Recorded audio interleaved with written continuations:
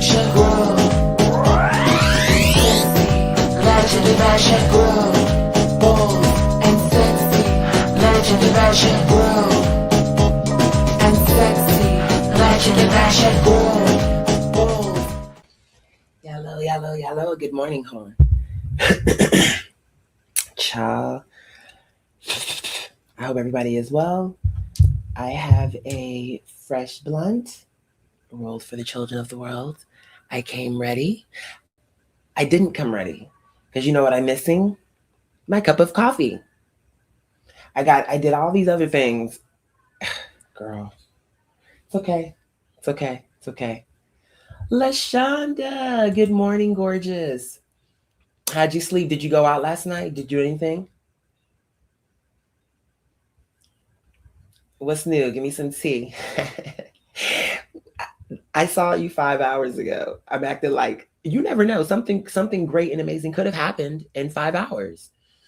So I started to joke like, oh, I just saw you. So what could have happened between then and now? But a lot could have happened. Good morning. She said, I cleaned house and went to bed early. To me, though, that's still a successful day. Especially like the older you get, it's like, here's what I heard. It was a calm and peaceful day. No drama. Clarity because now my house is clean. And because I was at peace and I felt so accomplished and I felt like I achieved something, my nervous system was at peace and I was able to go to sleep early. That's what I just heard. That I literally, from that message, that's my translation. I heard I had a peaceful, calm day where I achieved what I came to do. And when I looked into my house, it made me feel so good that it was like the energy was just flowing. I know that feeling. When I was a kid, the feeling that I feel like you felt is when I remember, what day was it? Maybe we would do it on Sunday. I think maybe it could change, but I think mainly we did it on Sundays. But definitely, especially in Arizona, I remember this. On those days, it would be like in the morning, I would wake up to like the smell of first breakfast. But it would also be like food mixed with like bleach or something. Not like the food was in bleach, but I just mean like it was like a lot happening. Like food is being cooked, the house is being cleaned all at the same time. And it was this feeling that would come over you that was like safe, calm. I don't know how to explain that, but I know it's a feeling to that. When you feel like everything, it's simple, nothing crazy has happened. It's just breakfast and the house is being cleaned. But that simplicity of, and then waking up into that, especially like I'm waking up, breakfast is ready. I'm waking up, house smells clean. Like that feeling. Yeah. And it'll just make you feel at ease. You feel like when you sit down and your couch feels different because now everything is clear and you just feel different. It's one of those moments where you can do one of those. We're good. I know that feeling. I know it as an adult too, but I feel like the feeling you're feeling is probably, especially since you went to bed early. Low key, I went to bed early too. For me, for someone's gonna say, well, what time did you go to bed? I went to bed like 1:30 or something. For me, that's early. But it was because I just felt like, you know what? We've been knocking. Now, granted, my reason was different than yours. My reason is just because I would like to get to the part where the house is squeaky clean, but just in knowing that the work is getting done in terms of behind the scenes, paperwork, just all the stuff that is boring. And I know that I'm rising to that. Me knowing that makes me feel more peaceful. Like, okay, I know, inshallah, we have this under control. It's a process and we're doing it. We're working, as they say, working the process. You know what I'm saying? Good morning. Good morning, Casey. Okay, you feel me? I know the feeling. And you just be so at peace because it's like, house is cool. Girl, I got shit. Girl. You probably even was like, I mean, when you got it going on like that, it's like, girl, let me pour me a glass of wine because I earned it. Let me just go ahead on and get me a cute little glass of wine. Keep it moving and keep it pushing. But you want to know what I want to play for y'all today. I've played this before, but I think it's worth playing again because I know in my heart when I was in the band with BG and them and them, I never met the them. And the only them that came in was the bitch that I brought to the band. But okay. And I'm just thinking how he played in my face. And I'm thinking, even though to the public, when I left that band, they probably in their mind were thinking, see, he can't work with nobody. He can't, it's always going to be something with him. I know that's how it looked.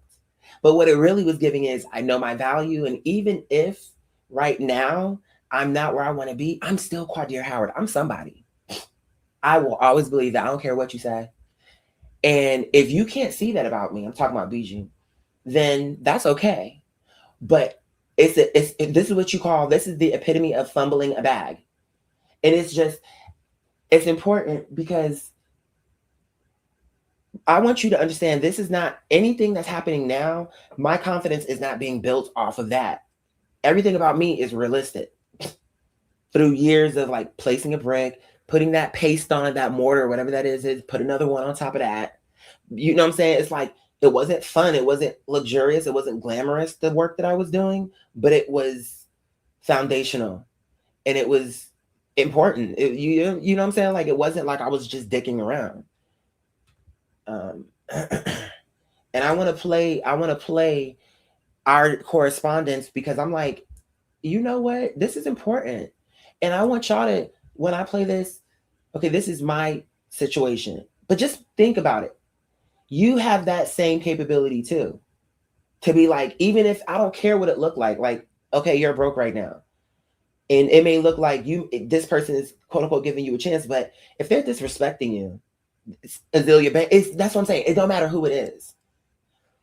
My feeling is Allah would never put me in a situation, it's in particular with this cause, where I'm supposed to be abused. I don't believe that.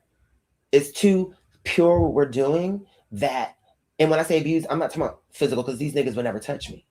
But I mean the mind games and the mental acrobatics that they try to play to like humble me in their mind because I'm already humble.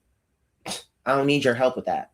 But okay, fine. They want to humble me. They want to, how do they say, cut me down to size type of shit. You know what I'm saying? I'm like, I'm not the person you need to do that to because I'm not walking around here like my shit doesn't stink. That's not my motif. Okay, so you're doing it to the wrong person. There are people who actually probably could maybe benefit from that. I'm not one of them. You doing it to me is only fucking you up because you're slowing me down. That makes sense? So I was just thinking last night / this morning, I'm like, we need to revisit those tapes so that people can really, it's important because there's a message in that. It's not just about, oh, I got him together because I did get his ass together. But it's not about that. It's about, y'all know how much this is my dream, how much I want this. Y'all know that. And as much as I wanted it, it got to be right. This is my dream and I'm not fucking around. You bitches play too much. I'm talking about BG now. You came for me because you saw something right up front and got the nerve. He gonna find out, I'm like, you will never come across another bitch like me. And I say that with confidence, with total confidence, because I know that in my heart, because I know the work I do and I see what's out there. What you thinking? You think you're about to just step out and boom, it's 1, 2, 3, 4, 5 quadiers? You know what it's giving?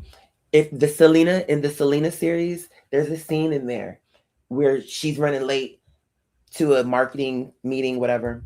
When she gets to the room, it's all these Selena cutouts, different looks. And she's like, oh my God, all the Selenas. This one could be this one. You know, what you think you about to go out and you could do a cutout version of me, but it's going to be cardboard. It won't be me.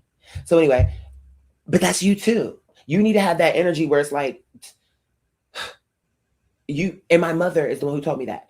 I can't, what made me think that too, I was dancing And I be having it on shuffle to see what songs God want to hear. Now sometimes I'll skip it because sometimes it's a test. Like I put this song in here, but I don't want its autonomy. Like you have to want for us to like it in heaven. You also have to like it. You cannot dance for us begrudgingly. So sometimes, most of the time, the selection is right, but it's also a test to be like, we don't want to hear this song. We just want to see if you're gonna just go along with anything. You have to ask questions. This song was just thrown in here just because. You can skip it. But then there will be a certain most of them songs, it'd be a direct title with my life. Like God says yes. Your mom is right behind you. I mean, I have songs in my phone that have weird titles like that, and they'll come out, they'll play in an order that is like the sentence. It's all gonna be okay. God hasn't forgot. You're going, that's one song, to a secret place. It'll literally come out like that. So I know it's God. That order. But then it'll be a random song like Twerk City, and then I'll be like, that's a test. That wasn't the lineup. That was just to see if I would like to see like how focused am I that when another random song that don't belong in this lineup or that is not a part of the message come, it shocks you out of it because it'd be like so random, like so not according to the sentence. You be knowing skip till the sentence makes sense again. But anyway, my mother, the voice recordings, the audio recordings, from the album, one of those clips, not that clip, but the raw recording of it, so not like totally unedited. So I let it play longer than obviously past the point of what the interlude was giving. And that message, it goes deeper. I forgot all what she said, but she was just like, you have to show them that there is no fear. You fear nothing but God. These people cannot scare you with opportunity. Don't become that. I'm paraphrasing it, but she was very intent on that. You have to let them know. She was talking about the record label in Sweden. She was like, you have to let them know that there is no fear and you will walk away. If they cannot make the decision, you will make a decision for yourself. And that's that. Like she was very clear about that. And I'm like, oh, now I see why I locked in so tight on that. Because I took it serious. When she told me, come tough. Don't be nice with them. And don't be fearful of them saying they'll take it away. Let them. Because she believed no matter what, I would make it. If it was them, if it was this, she was hoping it would be them. But if it's not them, that don't scare me because you will make it. That's my mom. She believed that about me. So that's why when it came now, my mom is not around anymore. So I have to be that voice for me to be like, I'm going to be okay. I'm going to make it. I don't care. So if I'm walking away from you, I know it's not the end. Not for me, maybe for you. Because you definitely won't find another nigga like me. So I can tell you that. But I can definitely find a bum like you if I wanted to. Like I could definitely find someone who's not serious, who's gonna waste my time. Like that's easy to find. But an ethical, hard worker, someone who's gonna do the work, wake up, get going, do it with a good energy and a good personality. Bitch, please, you're never gonna find somebody that's my level of superstar, have the capability to get to that level and still be my level of humility. It's not gonna happen. That was an anomaly and you fumbled it. So if you do find someone who's my level of talent, they're gonna be a dickhead to you. They're definitely not going to be as nice as I was, and it's not going to be the same thing. I'm just letting you know because that's a fact. Oh, it's not a fact. Yes, it is. Trust me. I don't have to lie on this man. I'm just letting you know what it was giving. And guess what? How we know it was the right choice? I feel like if I would have stayed with him, this Madonna thing just wouldn't happen. Maybe it would have, but I don't think so. And then I think what it was is Allah was feeling like, don't bring this bum to the event. He don't deserve it. You liked him, blah, blah, blah, blah, blah, but he really don't deserve it. Because he want to stay in this asbestos in his basement with the floors. You're building a firm foundation. But if you go and look at that video, look at the floor. Look at the microphone. You can see as I move, the floor is moving with me. So I could have fell through the floor. I was in danger. I'm like, but I overlooked it because I'm like, I'm an artist. I'm gonna always do what I gotta do for the art, boo. But, people don't, he's supposed to be an artist, but he didn't understand that. He didn't understand artistry. I'm like, girl, well, good luck. Good luck. Guys.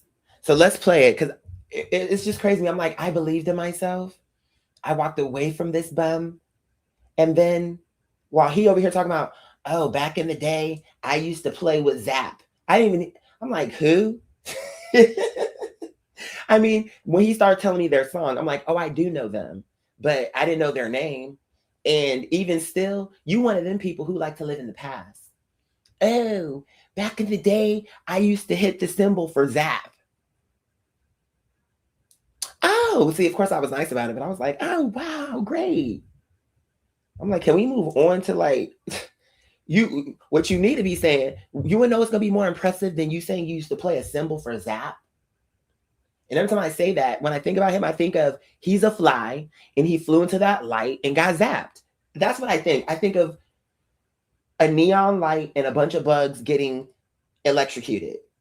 So he want to live in the past where he got shocked into exposure. But the point is what he really should have been saying was, I am the band leader with Quadir Howard. That would sit better. Cause then cause that would mean more. Them girls in Zap don't even exist no more. I'm around here now today. You could have a real new resurgence. No, he could have. Not you can. It's over. I don't want to work with this man. He wasted my time and you wasted it twice. So I'm like, nope. Only thing I'm mad about is that I gave you a second chance. Zap is legendary, but it was 100 years ago. And they're not actively out there performing now. And didn't 2 of them people get killed?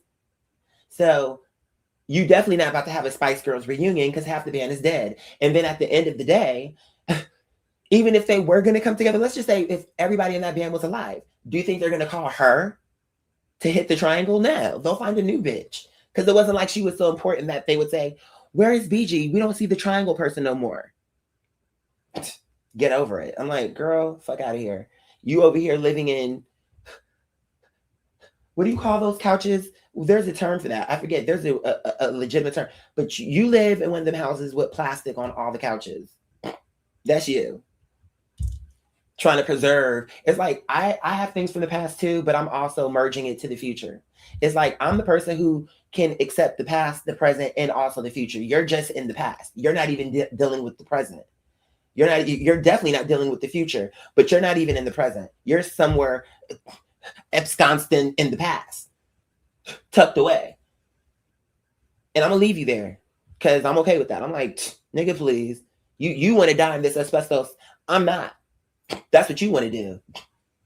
I'm okay to come in here and rehearse here because it's temporary. But it became clear to me he was afraid of success. He was afraid. But when I called him out, when I gave him the second chance and he took me out to lunch, he called himself, he said it nice because he know not to try me. But he did say, oh yeah, I just want you to know I'm not scared. Yeah, no, it's just, I'm not scared or anything like that. It's just, I'll be busy. But yeah, I'm not scared. This is what I do for a living. I'm not scared. Newsflash, you're scared. I'm sorry. I know that's maybe you don't want to hear it, but that is true. And how I know if you weren't scared, when a nigga like me show up, you would have got it done. Because I'm definitely not scared. So it's showing me that you're a scary ass bitch who does a lot of speaking that is not followed up with actions. Whereas I will talk, I'm equal parts. It's like I will tell you the vision and then you will see me doing the fucking vision, bitch. I'm not gonna waste too much time with you. Sorry. So if you don't do it, eventually I'm gonna do it on my own because I'm not gonna wait too long. You know what I'm saying? For people who are talking to me things but don't do the things that they're saying. And that's who he was. And once I got that picture in my head, because I was being patient with him, because I did have a respect for him. He was older than me. He been working in the business. He's an artist. Like, I get it. But also, you're wasting my fucking time. And this is my dream as well. I had no ego. I was okay to join his band with his name on it. I didn't have, it have to be Quadir. No. But he knew up front to make me the front man. He did that right away, just by default. It's his band, but I'm the front man. Duh. It would have been a waste. He would have wasted it had I would have been somewhere in the back. But he just couldn't face that. He even said it. If you go and watch the rehearsal, you can hear him say it on camera. He said to me, I never thought in a million years I would have a man at the front of my band. because he feel like if a man gonna be singing in his band, he needs to be the lead, not another man. But he only saw he made an exception for me because even though I was a man, I was a different kind of man. Like I think he took it like, okay, he's different. He's a different type of person. And he just knew the truth. That's why you scouted me. You didn't even hear me sing at first. You didn't even know if I did do music, but you just was like, I don't know what it is about you. You have to be in my band. Are you in the arts? You gotta be. He was right. But do you think that's gonna happen to him again? Girl, please. So anyway, let's get back into this. Because to me, this is powerful. It's me realizing I'm worth more. I don't care if I'm broke. I don't care what the circumstance is saying. I am someone. And eventually that will be clear to the rest of you bitches. But for right now, even if it's just clear to me, I know I'm someone in this world. I didn't come this far with God for nothing. So I'm here for a reason. And I thought we were on the same page, but it's looking like we're not. So this must have been after maybe he canceled a rehearsal or something must have happened why I left this. Once I hit play, because normally I don't hit this first one. I normally hit my last correspondence with him, where I basically fired. I was getting him together here, but it was nicer. It was straightforward, but it was nicer. And then of course I'm gonna play what he said to me, which is what made me hit him back like Blue Cantrell on that last one. Like, girl, what? Because my thing is, I'm telling you real nigga shit. I'm not saying this to like pick with you. And if when I come to you with some real shit, if you come to me back with something stupid to say, bitch, I'm gonna fire your ass up. Cause you know for sure I was nice with you. And you're saying something dumb to me now, which shows me that you are taking my kindness for a weakness, which we got to clean that up. Now I got to show you something different. This is how I see it. But anyway, so look, here's the first one. Let me make sure me spin the mic so y'all can hear it better. I think it's important. And I love that I have that recording. I love that we did voice memos on that. So that way, it's like, when I play this, it reminds me, you made the right choice. See how everybody was probably thinking, oh, here he go, he can't do it. And now look how everything is rolling out. I'm like, no, I trusted that Allah had my back. And that something bigger than BG was going to come through, because it's just the way it has to be. It has to be that way. I'm with God. I'm doing this too purely. I love the work that I'm doing. It has to. I knew that in my heart, even if it wasn't showing up at that time. But okay, so this first one is the shorter one. Let's see. I don't hear nothing. Oh, okay, let me rewind it. There we go. For me, hold on. Oops. Okay. What's going on, B? So here's where I'm at. For me, I'm not understanding on my end.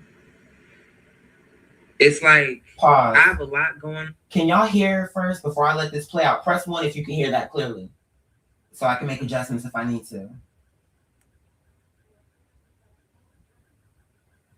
Before I let it play, I don't want to let it play and y'all like, we can't hear, or it's like we squinching to try to get, you can hear it clearly, motherfucker? Okay, perfect. Let me just start it over one last time, so without interruption. Bitch, what the fuck? I was about to say, bitch, I know it. I'm gonna say, did it just try to delete the shit? I was about to say. Okay, here we go. What's going on, B? So here's where I'm at. For me, I'm not understanding on my end. It's like, I have a lot going on, just like you do, but I make time for the band. And to me, all the cancellations, it rains a little bit, we can't rehearse, you're in a funk, you got a phone call. It's like, that puts me on edge because it's unreliable from my vantage point. It's like, either we're doing this or we're not. And I don't want to keep talking about it. I don't want to keep going back and forth about it.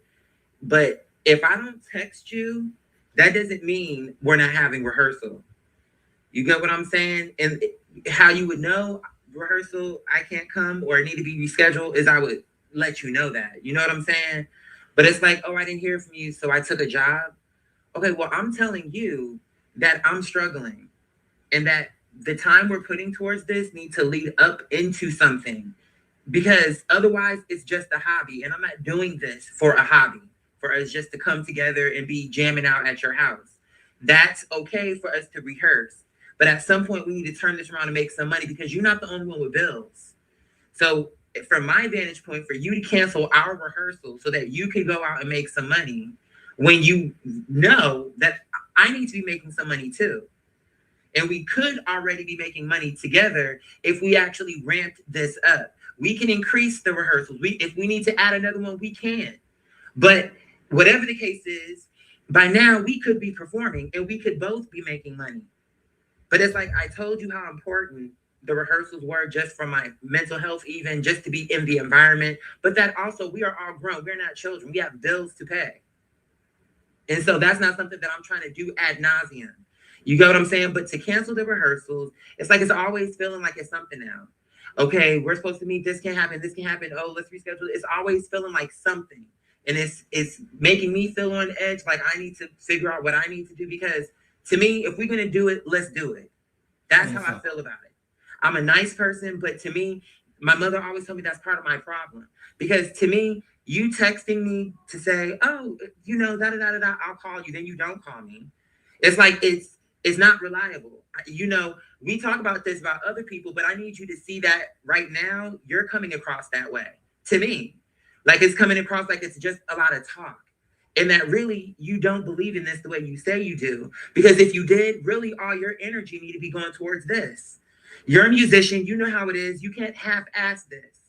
So, and I'm not a person that you're going to half-ass. Do you understand what I'm saying? You know what I can do.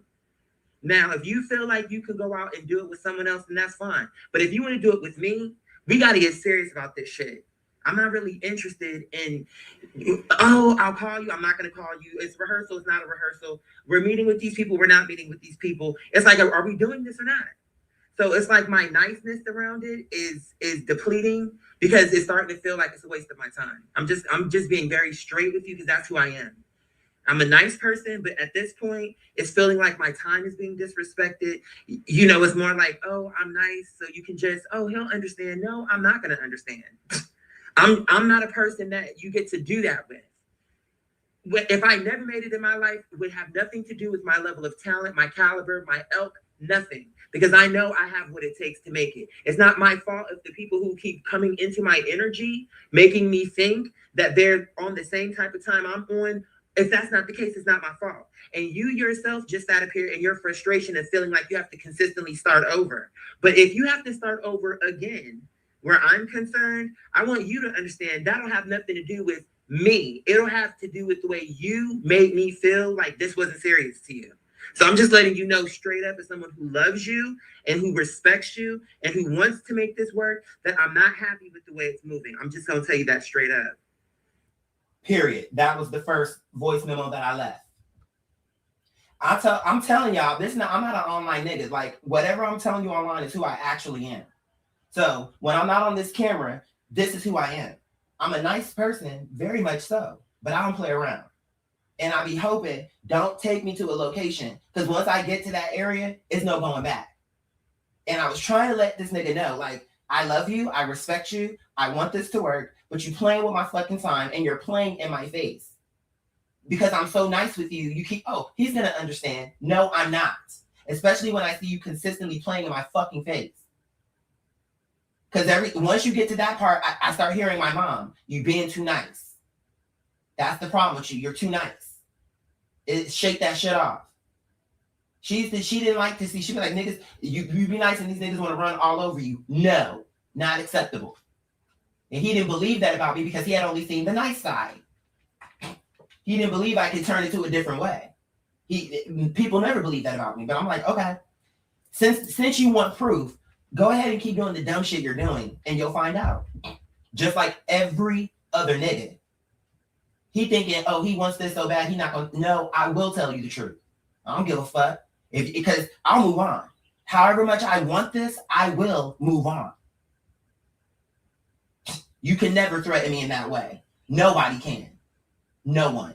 So he was thinking that I was gonna just go along with it. No, I'm not, because bitch, you're wasting my time. And unlike you, this is not a hobby for me. I'm trying to make this into a career because this is my fucking dream and my purpose with God. So whatever you're doing in this asbestos is gonna have to be you and your asbestos alone. I won't be coming if you're not gonna be serious with me. You don't get to just cancel appointments with me. Oh, we have a rehearsal, and instead of you coming to the rehearsal, you want to cancel on me so you can take this little side job for $100. And that is chump change. I don't care if I was homeless on the street. When you could be making millions with me, you rather go and scurry along and make 100. You're a dumb bitch. But you're not a visionary. That's why you can't see the money we could be making, because you're a dumb bitch that's scary, who don't actually want to do the extra work. Because we could be making millions, but you're going to have to do something a little bit different. Number one, we're going to have to get out of this dusty ass basement. Period. The fuck? But you never knew you had a nigga that was about that life, who was going to be like that, who was going to be like fearless. So when it came to you, you were scared. That alone scared you. I'm telling you what happened. It's like, I'm nice, but people get, if they ain't realistic, they become very insecure about it. You thought you wanted to do this as a career until you met me and you realized, oh, this is why I didn't go further. Because I'm not really the girl. The girl is in my presence now and I'm scared. That's why you only were hitting the triangle with Zap. That's the reason why you're in your basement now. With shaky grounds. Because you're a non-serious ass bitch. Sorry. Now you're mad at me because I told you the truth? But mind you, he spun the block on me for me to come back to the band, which shows you what? That deep inside, I told him the truth. If I was being a diva in this voice memo, he would have just let me walk away. But once you experience a real nigga, it's not quite that easy, is it? Because you know what's out there. It's a hard, cold world out there, boo. And my warmth that is sincere and authentic, you cannot buy that. So when I'm gone, it really is going to be cold for you. And you won't have a person who's gentle and all that little nice shit. Yeah. Now you're back to life, back to fucking reality, bitch. Now you can see what it really is. I'm not about to sit here and play with you. I don't care if I'm struggling. I know my value. The fuck you think this is? You thought you was dealing with some child who's just like naive and don't know? He couldn't believe it. I know when he heard that voice moment, he was like, his ego was affected. Because I only told you real nigga shit. I was not disrespectful. Yes, I was straightforward. I will admit I'm never going to lie about it. You heard it. I played it for you. But would you say that I was rude? We're musicians. I'm not a librarian.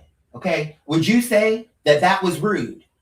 And would you also say that it was unreasonable?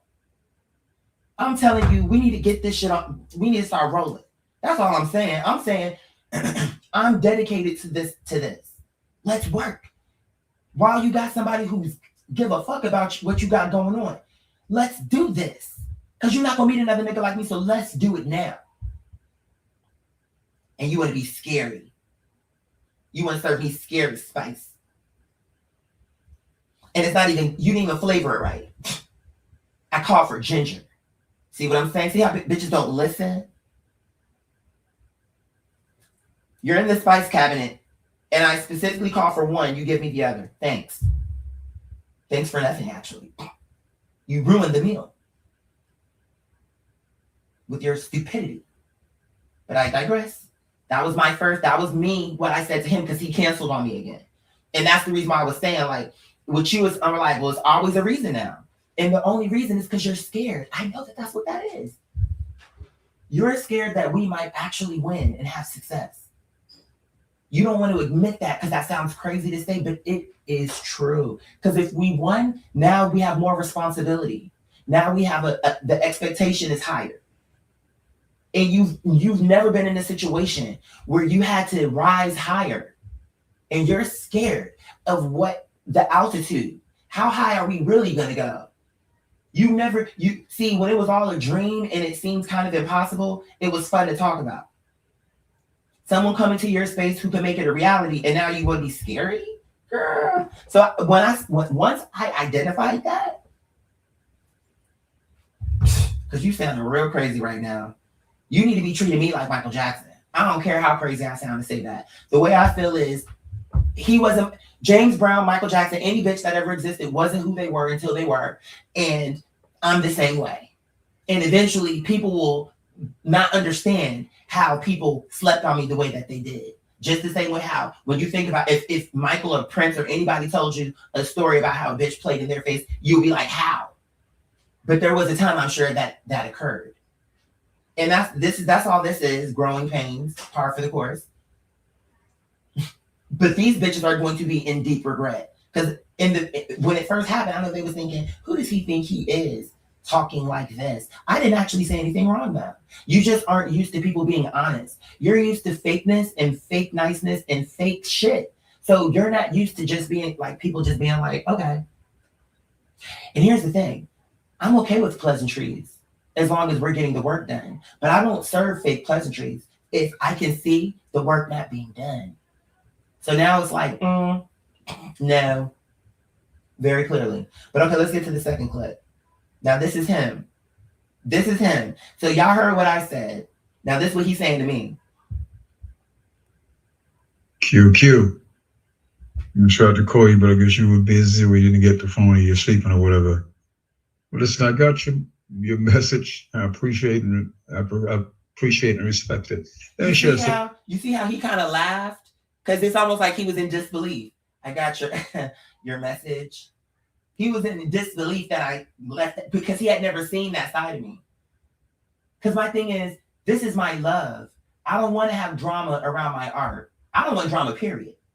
In my home, in my career, in my job, no matter what, anything with me, I don't want no drama.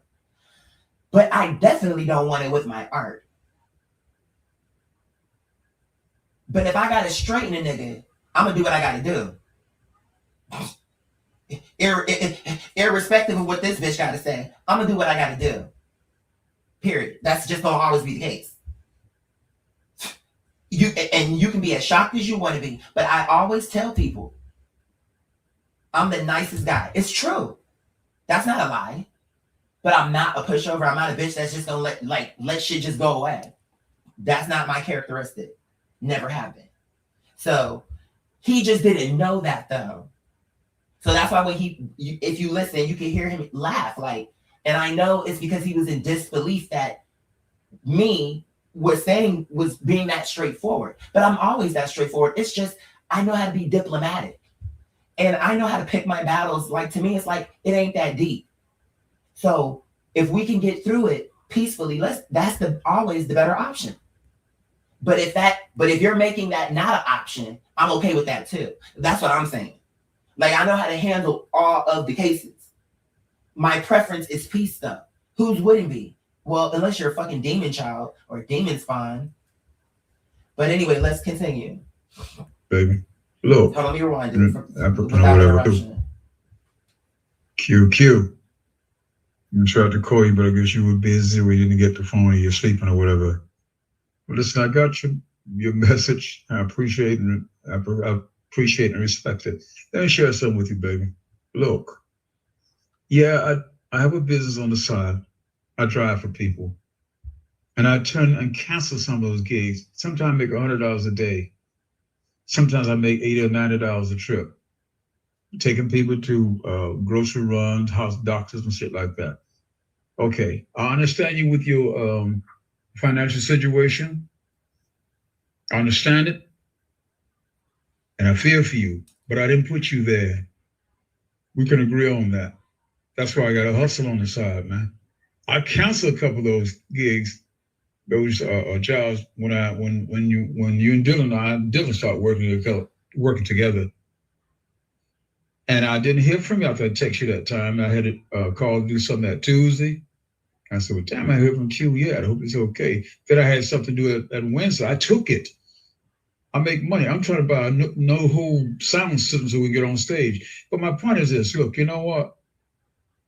I love you so much, man. Respect everything you said.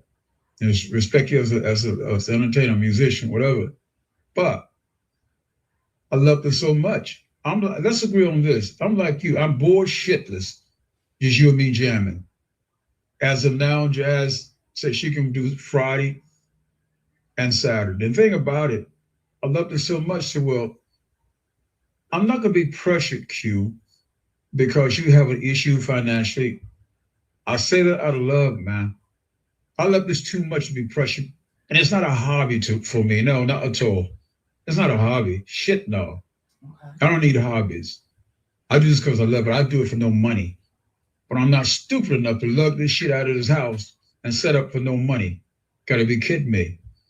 But I make money on the side because I use it and put it right back into this band, into this business I'm trying to run here. Instruments, all that kind of shit. Look, whether you and I work together or not, you're still gonna do you and I'm gonna do me. But I'm doing this with you. I respect everything you said. Makes sense to me. But what makes even more sense to me is that I can allow you, me, or anybody to help me on a stress. Oh my God, we don't have a gig. Q is gonna quit. Oh my God, no, I can't live like that, bro. You know what? I'd rather just hang out with you, go to dinner sometime, have lunch or something, talk about music. But I'm not gonna do that with you or anybody, bro. I love what I do too much. And the thing about it, I work so hard to do it so I can do it by myself. So let me just pause it one more time. I'm sorry. So I want y'all to see something. While everybody tries to y'all see what I put on camera. But this is the part y'all don't see behind the scenes that I'm always battling. See, where people try to make it come across like he's so lazy, he don't want this. Oh, that's why my rage when I be cussing niggas out on camera, that's why I'm so angry. Because I'm like I be wanting to kick a hole in somebody's head. Because of what I know that I'm doing daily. And I'm literally balancing, like I'm literally 6 different people. To manage all of this with God's help, I have to be 6 different niggas. You understand what I'm saying? So to know that people are really behind the scenes or even in front of the scenes trying to make it like, he don't really want this. Can't y'all see? He playing in y'all face. He don't want it when I'm literally getting in niggas' asses so we can get this shit going. That's why my passion and my intensity be so much when it comes to that. I'm like the fucking nerve to play like that. To know I'm busting my ass and these bitches out here, can't y'all see he don't want it? He don't, look at him. Where's the I'm like, ooh. And what do you hear him saying? Now, I don't take it as pressure. I take it as you dealing with a fucking professional who's serious about their craft. But you want to internalize that as I'm pressuring you. Fine. But what I want you to notice is this. What he's saying is, even if it's incorrectly labeled, it don't make a difference. He's saying that I'm applying pressure. That is, and this is someone that I'm dealing with, that I'm trying to work with. So he's saying that I'm applying pressure. So that alone should silence these bitches who are saying that I don't want to do this, because what you're hearing him say is that I'm wanting it, like he's feeling like I'm putting pressure on it. Like, let's work. So that is not the same as, oh, I'm being lazy and I don't want it. I want it more than any nigga in the room. That's the reason why I'm having these issues. Because nobody ever can rise to the occasion. No one ever can get on my level, ever. They think they can, they try, and when they realize they can't, they be mad about it. Then they want to internalize it and gaslight me like I'm doing something wrong. No, bitch, I'm showing up for myself, bitch. You're the one who's a faker. Oh, I love you too much. Girl, you don't love me too much. Please, spare me. No, you don't. Because you wouldn't have been passive aggressive with me when I was telling you some real nigga shit. This what you saying is some bullshit. You came for me. Let's remember. You scouted me. Now suddenly you're the band leader. You should be pressuring me, not the other way around. You should be calling me. But I'm up here and you talking about something because you didn't hear from me. If we scheduled something and I didn't text you to say I can't come, why would you assume I'm not coming? Oh, I took another job because I didn't hear from you. I got to text you every day throughout the day. We made a plan. The plan is still in place. Did I say anything different? So why the fuck am I not? Why are you taking it like I'm not coming to the rehearsal? You're weird and you're dumb and you're scared. And you never should have messed with a nigga like me because you were not ready. You were ill prepared and you wasted not only your time but mine, which is worse. Because you didn't have permission to do that. You can waste your time all you want to. But you sent for me, I showed up, and what you did was wasted my time. I have a right to be annoyed by that. The fuck is wrong with you? You're making it like I'm doing something wrong. See how they gaslight you, and then it's like I'm being too much. I'm applying pressure for saying, we can make something with this. We could be making some money. You talking about you took a job, but we could both be making money. Why is it just only you should make some money when we can both be making money and you would be making more with me? You're not thinking. No, you are thinking, but you're scared. That's what it all came down to. You're jealous and you're scared. But let's continue. I'm sorry. Let me try not to interrupt. Okay. As much fun. I go out and be a roadie for people sometimes. I was a roadie last night. All right. Why? Because I set shit up and I know my shit. Other than just playing music. We was at this theater in Avondale over there. And that's boring as hell. I'm not going to keep doing that. No. And why wouldn't he call for me to come to a job like that? See what I'm saying? You're selfish. I probably could be a better roadie than you because I'm stronger than you. I'm more able-bodied than you. But you went and took a job and only thought about you. You didn't think, oh, my band member. Why wouldn't that? This voice memo should have been, you know what? Now that you've told me your situation, when I get little side gigs to be a roadie, I'm going to call it. Like, it should have been more. It should have been more considerate to a person who is dedicating themselves to his band. But you hear what he's saying though. Oh, I'm not going to feel no pressure. It's not my fault. I didn't put you in that situation. I'm doing side jobs. You need to be doing side jobs too. Backdoor. This is how he's talking to me. He's saying it nicer, but see, that's the thing with me. You cannot, that don't work with me. If you're saying something not nice to me, but you say it to me nice, it won't work. I will still hear the true message of what you just said to me. And I will skirt right past all that fake nicety and get to the heart of what you're saying, which is basically, bitch, get a job. Even though I want you in the band, a man who's older than him, who he looks at as a father, when he sent that man the footage of us rehearsing, that man said, no matter what you do not let him go. I don't care. Find a way to keep him. He told me that. He was like, don't let him go. Keep that one. All them other people in that band, you can let him go. Him, don't let him go. That's what that man told him. And he's also a musician. This guy he looked at as a father. So this man must be like 87. 87 years old, and he still got an ear and an eye to see me and say, don't let him go. Keep him. And you went out of your way to run me away. I just think that's important to note. Because I'm like, that shows when you were scared. Because listen to what he's saying on this phone call. Does that sound like a person who is taking the advice from the sensei who told you don't let this kid go? Your sensei said, whatever you do, hold on to that kid, no matter what. Let all the other ones go, keep him. But on this phone call, he's talking about no one could put pressure on me. Maybe we should just go for drinks and food. That's your ego speaking, right? When I told you what I said, you should have been thinking, what do I need to do to keep him? Like Pop said. But right away, you released me because of your fear and your ego. Look how he's speaking. Does this sound like a person who's trying to fight for me to stay? Who's like, okay, we need to start performing. And I never said we had to make millions of dollars. Even if we just made $50 to $100 per performance. If we do 10 performances in a month, I'm not saying it's something. And it will justify the time we're putting into this. But no, I'm adding pressure. Girl, you are just. But let's let it finish. Because I'm busy trying to get this together. But just know that I'm still here, man.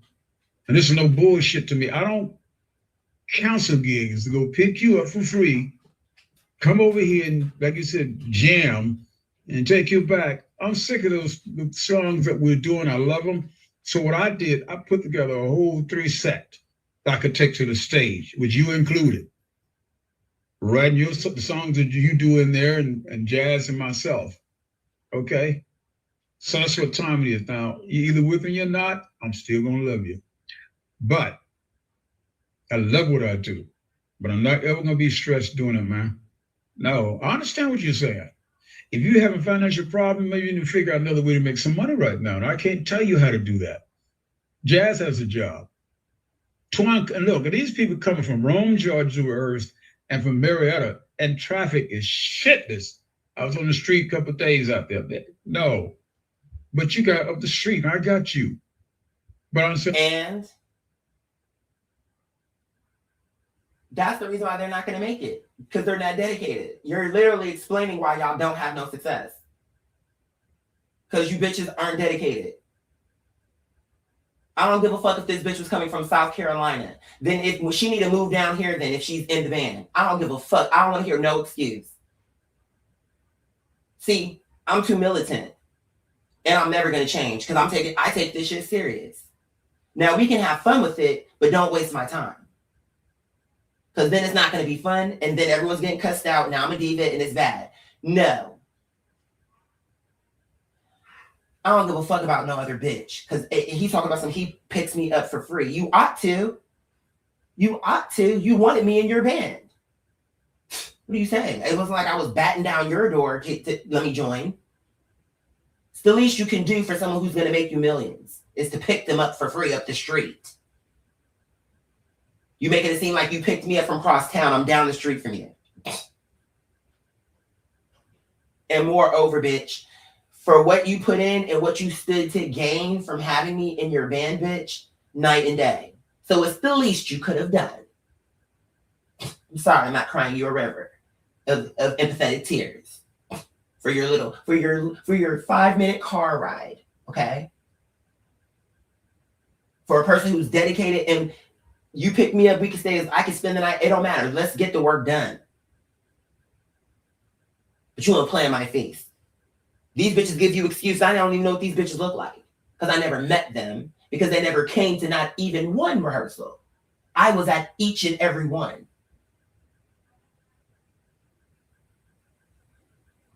But when it's time to perform, you want to leave me out the performance and bring bitches that never even came to one rehearsal? You're jealous and you're scared. You wanted to perform with bitches that would let you stay small. That's why you took them instead of me. Even though you hadn't rehearsed with them in months and you had been rehearsing with me. You took them because they would let you be small. Okay? Had you would have brought me to the show, bitch, I would have been in that motherfucker. I would have had everybody on their motherfucking feet, bitch. And they would have been asking for more, and it would have been a bigger responsibility. You see the difference? He was scared of that. He was scared of what would happen if we really went out here to the places that he has connections. And what if we come out here and it's like, okay, yeah, we're used to him, to BG, but he got somebody new with him. What is this? And y'all know me. Of course, the audience wouldn't know. Y'all know. Of course, it's about to be Tasmanian devil in this motherfucker. Like, it's going down. And he knew that. And he was scared. Now, mind you, this conversation that we're having, this was before that performance. So he did it on purpose. He knew that I was struggling. He knew the main thing was, let's take this to the stage. We're talking about it now. That's what y'all are listening to. So after all of this, and after I gave him a second chance, this nigga took these bitches to the performance and left me out after all of what you're hearing. Which shows me he knew. And he did it to me on purpose is what I want y'all to see. So this is what I deal with behind the scenes in this business. Are bitches like this. I'm a road. I don't give a fuck what you're saying at all. Because at this point, I see what you're doing. Okay, now let's proceed. I don't want to interrupt too much. It's just before I don't want to forget either. You know what I'm saying? Man, I don't tell grown folks what to do. And remember this is not a joke for me, man. I'm not running with electricity and back and forth. But no, shit, no. No.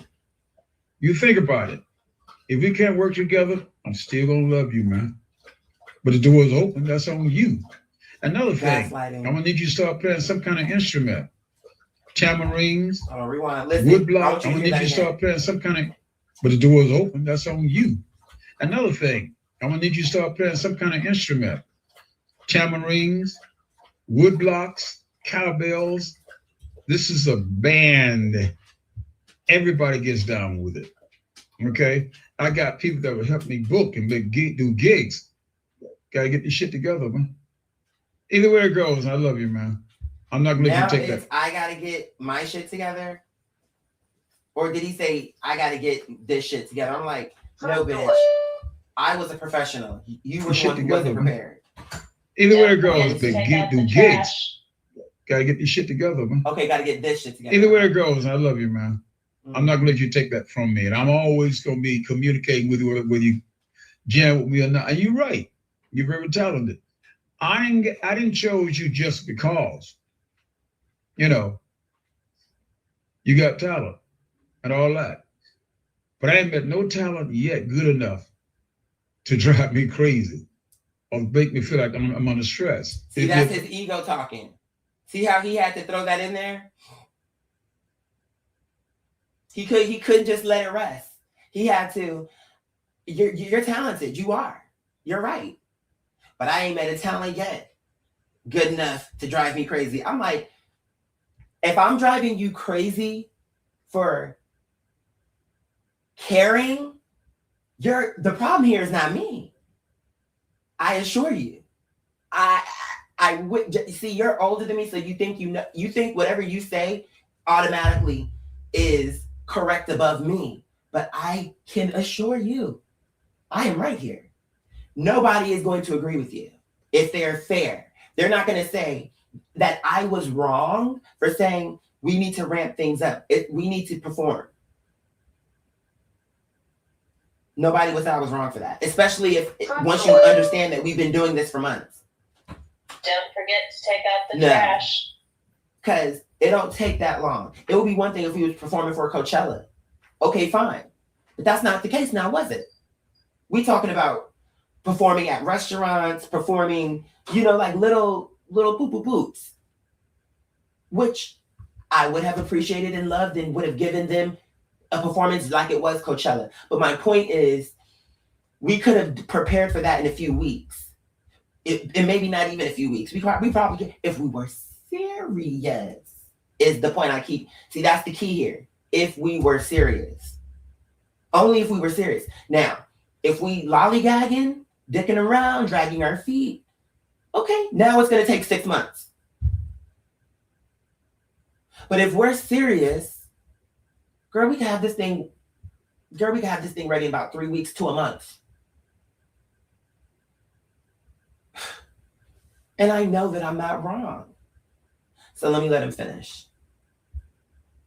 Oh, we're not working this weekend? Oh my God. No, Q. I love you and me too much for this. I love what I do too much. So y'all see how his interpretation of me.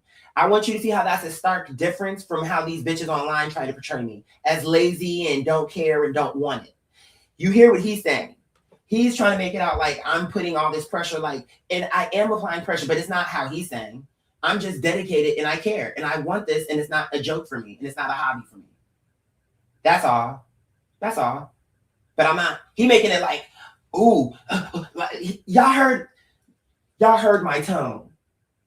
It wasn't giving like, oh my God, the world is coming down. It was just some real nigga shit. Like, listen, we all have bills to pay. I'm holding things off because I believe in this and I'm making this sacrifice. And that's really what I wanted him to hear. I have important things going on too, but I'm making the sacrifice because I believe that if we put the work in, this will absolutely blow up. And especially for the fact that he was an older man. I thought it actually looked kind of cool. I thought the dynamic of him being older than me and like the general, I thought that could have been, I had a mind for it. If he would have let me work it, I could have worked it. But he wouldn't let me work it because he was too scared. So we never got to the point where I got a chance to see, or where he could even see, or the world could see that this was a thing that could work. I'm a believer in like, let's prove that, okay, you never thought about this, but we can make this work. He wouldn't let me do it though, because he was scary. Whose fault? Whose fault? So he's trying to gaslight me. Like, yeah, you got talent, but you're putting pressure on me and I don't let, like, girl, bye. Please. Are you serious? That's what you heard from what I said? This is the message you want to get me back because your feelings are hurt. Because you can't believe that I said what I said to you and I actually didn't tell you nothing actually wrong. But you want to make it like I did. So now it's turning into, how did he say it? Oh, I love you, baby, but we could just get drinks or whatever. I'm paraphrasing it, but you heard it for yourself. Oh, we can get drinks. But what did Pops tell you? I'm going back to what he knows that his sensei told him. And you're going to just let me go that easy? And you're going to talk to me like that after this man told you everything you do not let this man go. Do not let him out of your sight. Like, as a talent, don't do that. Keep him. He's the one who told me, like, he was serious. Like, when he saw the footage, he was like, he wants to meet you. He wants to this. And then there was an opportunity I had to meet him. I'm like, oh, I would love to meet him if you don't want me to come. You're weird. You were jealous. You felt like if he would have met me, that he probably would have loved me too. I don't know. But you were jealous. You were scared and jealous. And your ego is very frail. I'm telling you right now. Talking about yeah, you're right. So you see how he told the truth, but he had to throw some dust on it. Like, you're right. You're talented. But I ain't met it. You see how he couldn't but I ain't met a talent yet. Like, I'm not, and you know what? And you will never meet a talent again like me. Since we're talking about what you haven't met yet, you now that you've met me, good luck. Let's see. Compare me to all the bitches you met in your past and tell me who's even close to being what you experienced with me. Show me. I want to see. Because seeing is believing. I don't believe it. Tell me who. You ain't never met a bitch like me. Just giving Aladdin. Da-da-da, wah-wah, boo-doo-doo, la-la, hee-dee-hee, mm-hmm. You ain't ever had a friend like me. That's what it's giving. You will never have a front man like me. You will never have someone he didn't know all what I was up against. So he would have took that message more earnestly. Like, if he knew this man is literally like putting things at risk for this band, whether that was smart or not. The point is, but you see how Allah survived me because it was sincere. See how it always works out because I was sincere with what I was doing with him. That even though I was struggling, I didn't have to go do little things for chump change the way he was doing, and I still was okay in the end. Despite it all. So that's what I'm saying. I'm like, and where is she? Front door. Where is she and where will she be? I'm being honest. Don't forget to take out the trash. This nigga been performing in his dusty ass basement since the fucking 70s, bitch. That's why the floor is falling apart. The floor is falling apart. We were already in the basement, bitch. I almost fell into another dimension. You saw it right there on camera. Like, I almost fell through the floor and came out the roof. Like, where are we? Since you want to make it like a joke, you get what I'm saying? Since you want to make it like a joke, because this is a joke to me. It wasn't a joke in the beginning when I thought you were serious. Then it was realistic to me. Like, okay, we're rehearsing here, but this isn't the actual performance. But when you showed me that, oh, this is the performance, I was like, oh, it's a joke. I could do this at my house and it would look cuter. And we would actually have it, girl. Anyway, I couldn't take it. Oh shit. It went away. Hold on. Sorry. Yeah. Hold on. Mm-hmm. Hold on. Yeah, because I was just like, bitch, I know this Negro is not serious. He can't be.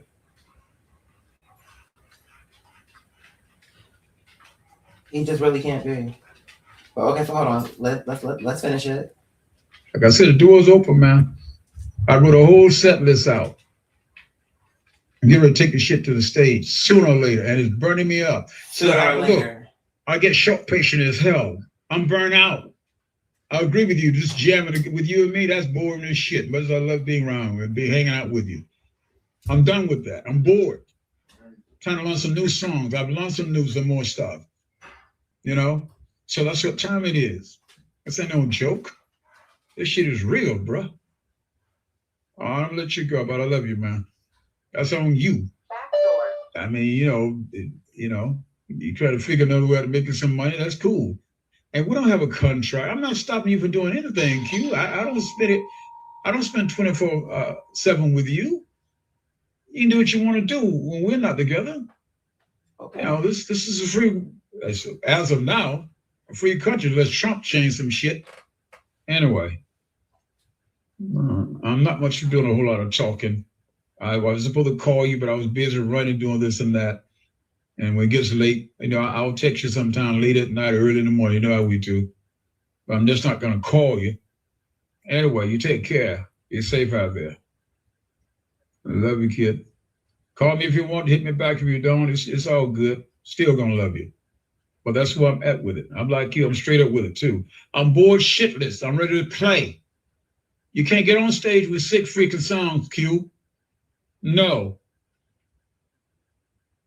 And I don't have time to sit down and you and me don't have time to put together 15 or 20 songs.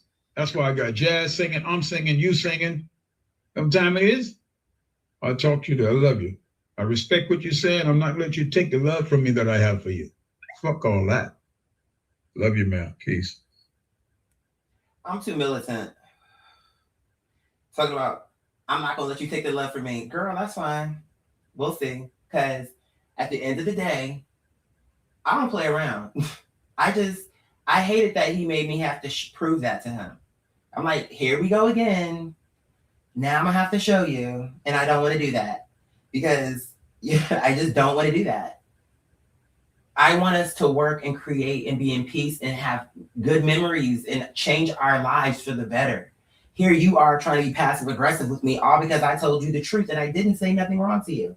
And he made it like I'm the problem. Like, oh, that's on you. Like, he's saying it like I did something to him. But anyway, okay, now here's my response. So you heard my first response. Now you heard his response. Now here's, bitch, I had to get this nigga in order, bitch.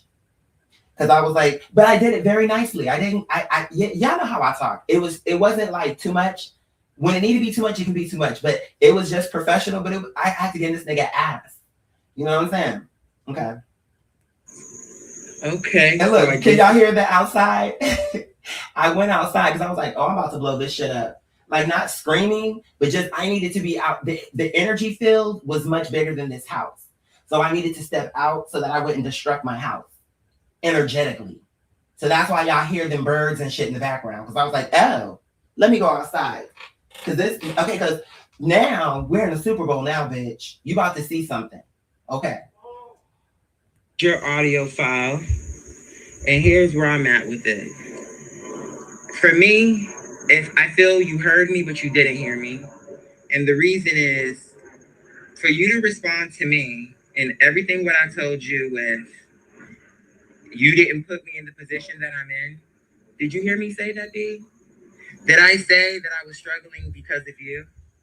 What I was doing was letting you know my situation and letting you know my dedication to a band that has your name on it. You're the band leader. So when someone who you brought into the band is explaining to you a situation, what a band leader, at least the type of band leader that I would want to be associated with, would do is try to find a solution.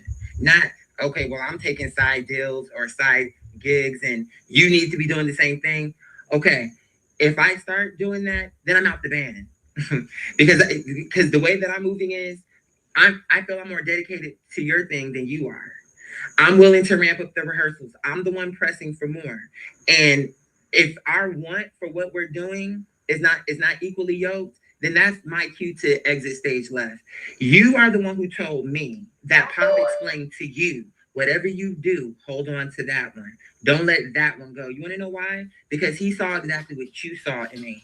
But now it's like you're getting too comfortable. And for you to say that to me shows me, okay, it shows me I've been too nice along the way, because you wouldn't have said that to me. If you really understood who I really was, you wouldn't have said that to me. Because you don't tell somebody who's dedicated to your shit, oh, well, it's just the disposition, the passive aggressive disposition. I'm not here to argue with you. I was letting you know what it was. And so since we're clearly not on the same page, then I'm okay to remove myself from the band and continue going forth as I was, figuring things out on my own. 100% wish you the best. We probably won't be hanging out because for me, I don't like the way, to me, I'm not a fake person. So to me, we could have been making money together. You out here talking about $100 and $80 here when you sitting on a person who can make you multi-millions. And clearly, but you don't have that vision. Because if you did, you would be responding that way. But you're okay to continue doing the things you've been doing all this time that are bringing you the same results that, I mean, from what I can tell, aren't the results you want. And it is a hobby. You're saying it's not a hobby, but a hobby when you can cancel on me the thing that should be the priority for the band that have your name on it. When you can put me to the side so that you can take $100, like chunk change, it'll make a difference that I'm struggling. That's still chunk change. In particular, when I know we could be making real money together. But you talking about you don't want to be pressured and all this other stuff. Well, now there's no pressure because I'm going to do whatever I'm going to do on my own. And you can continue playing by yourself. I'll continue doing what I'm doing. It don't have to be too much. One thing I will say, though, is if you don't mind bringing me back my mic stand, because that's a good mic stand and that's the mic stand that I use. I brought it to your place because I thought that it would get, you know what I'm saying? It would have more of a purpose there because we were rehearsing. But since to me, going back and forth, something that should be beautiful, we arguing about performing. That should be your goal too. And if you felt, okay, we need more music, we need this, to me, it don't take all that. Within a week's time, we could have had that together. If that's really what you wanted to do. But to me, again, you see it your way, I see it my way. You can let Pop and be honest with him and let him know the reason why I walked away. Which is, he was serious about my thing and maybe more serious than I anticipated. And that's really what it's boiling down to. To me, I'm coming across more as the band leader than you. Because it's not my band. It's BG family. And for it to be BG family, because it's not just a band, it's a family. But then you're telling me, it's that easy for you to tell me that, if you got to go your own way, go your own way. Well, I'm going to take your advice because, see, I don't play around with stuff like that. Don't tell me something if you don't mean it, because I'm gone. You know, as dedicated as I was, I'm out the door. Because I'm not about to sit up here. I told you something. I made myself vulnerable so you could understand the situation. Not for you to come back and be like, well, I didn't put you in that situation. What could the BG family? That's how you handle family? I'm struggling. We need to get ready to perform. We need to get something together. You're saying you don't want to be pressured, but you're not actually giving no direction. Okay, at the beginning of September, at mid-October, December, you're just like expecting for me to just continue to dedicate time. And you should hope you'll never come across a person like me again, by the way. Let me just tell you, that was a gift from God. You know that just the same way I do. But because I showed up for myself, God is going to continue to bless me moving forward because I'm not walking away because I'm arrogant, I'm a diva. No, I'm walking away because I feel devalued. I'm walking away because I feel that you don't understand what you have in your presence. You say it out of your mouth like you do, but your actions are not aligning with what your words are saying. And that's just how it is. You've been doing this as long as you've been doing it with this band that you've been doing it with, and y'all got as far as y'all got. Now you have a new ingredient that would be something different. Because that's what they say. Insanity is doing the same shit and expecting a different result. You've been doing the same thing. Singing these same songs you've been singing. Now you have someone who can write original music, who has bangers. So it's like, to me, it was a missed opportunity, but it's not on my end, and I'll be able to sleep because I know I came with the Scorpio intensity that I always come with. If you had the right mindset, you could have took what we was doing and blew it into something bigger. You're the band leader. That's actually your responsibility. So it's fine because my thing is I'll be back. Hold on.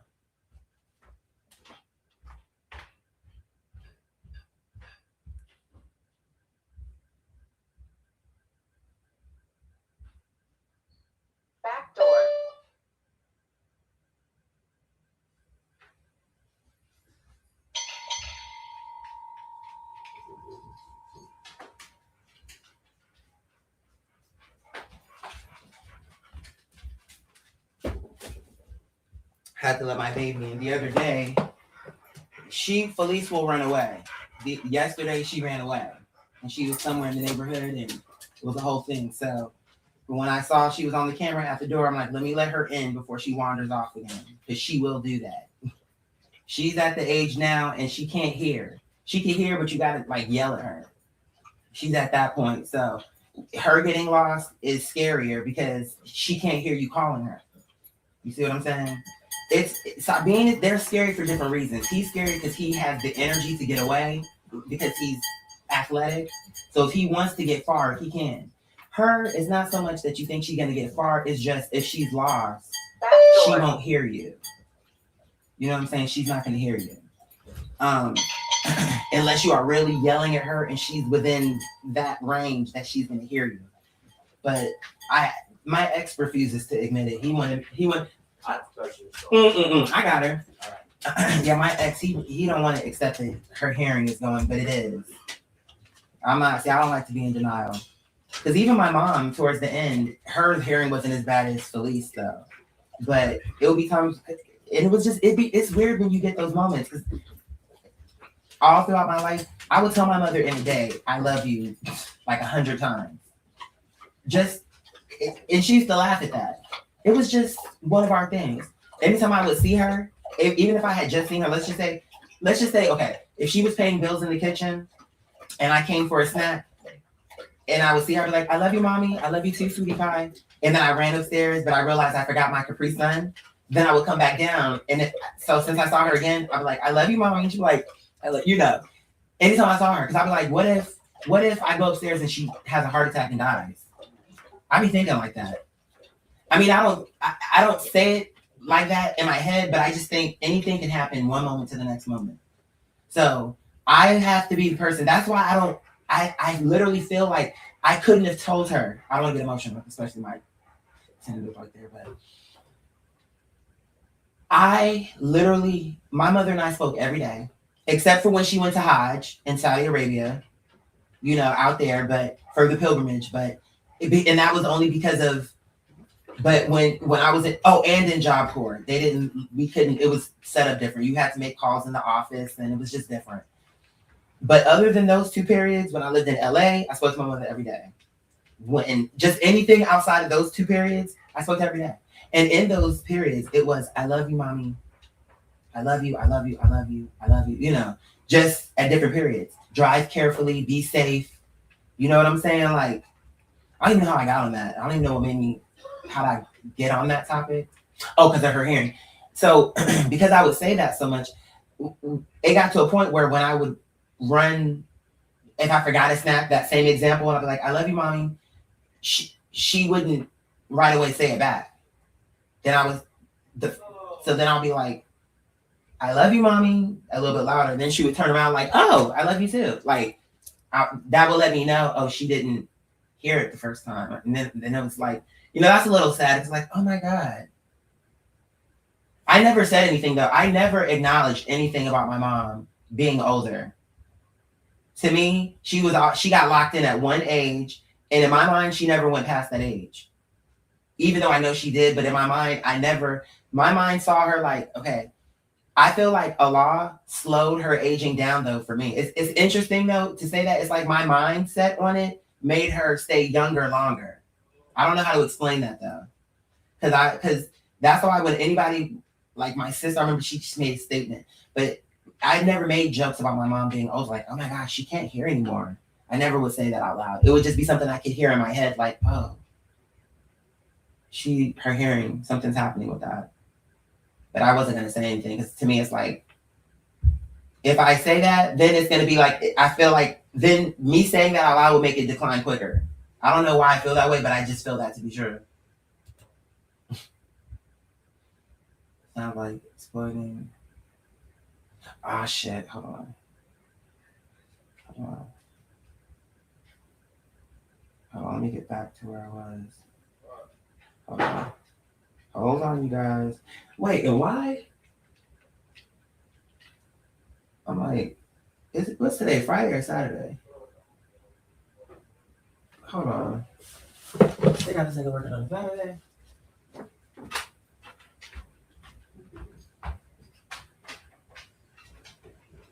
Bro, I think that you working on a Saturday?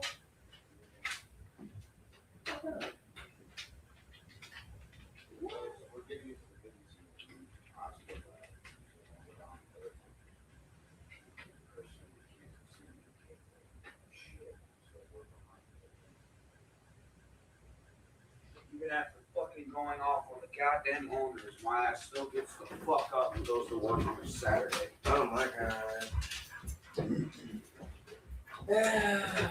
Shit. I'm not fooling myself. So are y'all going in?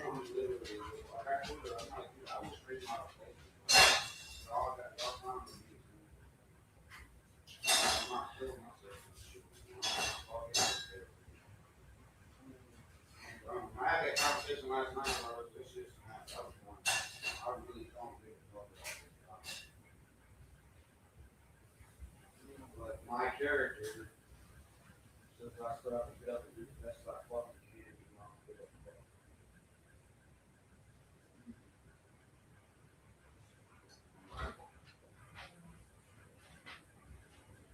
Just can't wait to get done with fucking park. Go back to the fucking factory.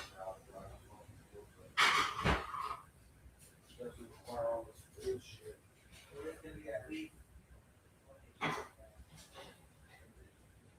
Oh, that's definitely a short day. I'm only working 4 hours. They're not giving me any work because the company's not even gonna fucking pay us right. This is good. 4 hours for me, and that's it. I'm fucking done. My weekends are mine now. I don't care about this shit anymore. They're lucky I'm working because I need the fucking money. Front door. I really hate I that. don't have something rolled up already. Don't forget to take out the trash. You wanna hit it? It ain't much. Let's see.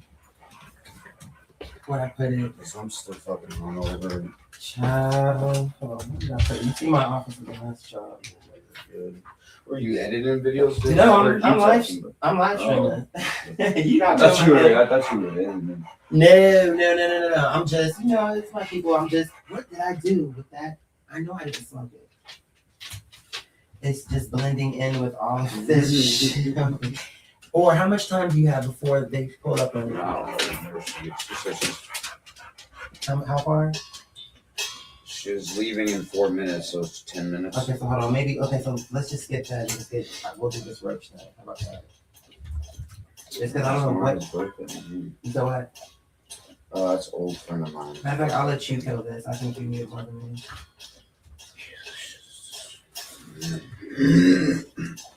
This one is too thin.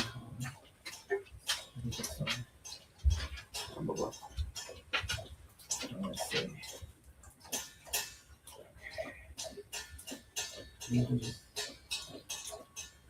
I know there's a blunt in here though. I'm like, where it must have fallen or something. But in the meantime, just go ahead and. Appreciate it. Mm-hmm. Hold on, where did it go? Is it? Did I take it with me or some shit? Because when I saw you getting ready for work, I'm like, is it Friday or Saturday?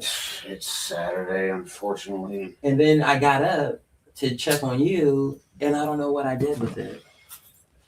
Honestly. I put it in the kitchen because we were in the kitchen. Oh, maybe that's what I did. Okay, let me check.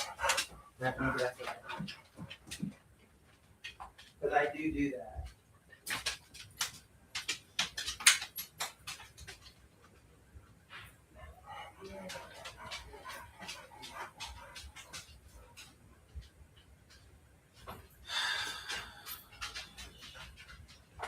What's that? Are you getting anything from that? Yeah, it counts. Okay. Where I see, and I need to place an order too, because honestly, I'm getting down to the last. This next blunt will probably be the last one, so I place an order. Am I tripping? Maybe I did. I've done that before, where I thought there was more of a blunt and there really wasn't. And then I was looking for something that didn't exist. Let me see. But I could hear my mother, if your office was clean. and she'd be right. Okay, let me see. so it's not in the tube. Okay, perhaps that's what. And the time that I'm taking, let me just roll a spliff. It'll have to be a spliff though, because it's not enough to make a complete blunt. Yeah, I hate to see people stressing. I know that energy. And you know, these are good people, so that resin, I hate that shit. I want to know how you clean those motherfuckers. Like, it's so tiny. I hate that shit. Appreciate them. Mm-hmm. If you can hit them up, see if you're See, okay. You want me to? I'll just pick yours up. Okay. Yeah, if you use the grab for me, I'll shoot the cash out. Same amount. Yeah, 35. Okay. Okay. Appreciate it. Be safe out there. Don't let them stress you. For sure. Okay, let me see. I'm sorry, you guys. Forgive me for the delay. And what I do with my phone, I'm losing everything. I could have sworn. Let me go ahead on and roll. I was gonna say. Okay. Oh, Lexi. Okay. What? Oh, and this. I'm sorry. I'm like all over the place. All right, have a good day. All right, you too. Front door.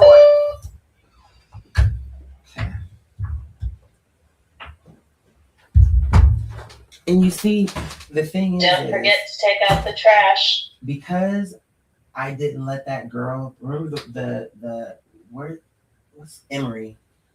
She really thought because she left, she was like, oh, I'm telling you, it's funny how I know people. I could sense that she felt, oh, I'm gonna leave and his whole business is gonna crumble. I'm like, I'm not gonna kick somebody out of my house because you don't like them, because you think they're a straight person, so you can't. I don't give a fuck what you think.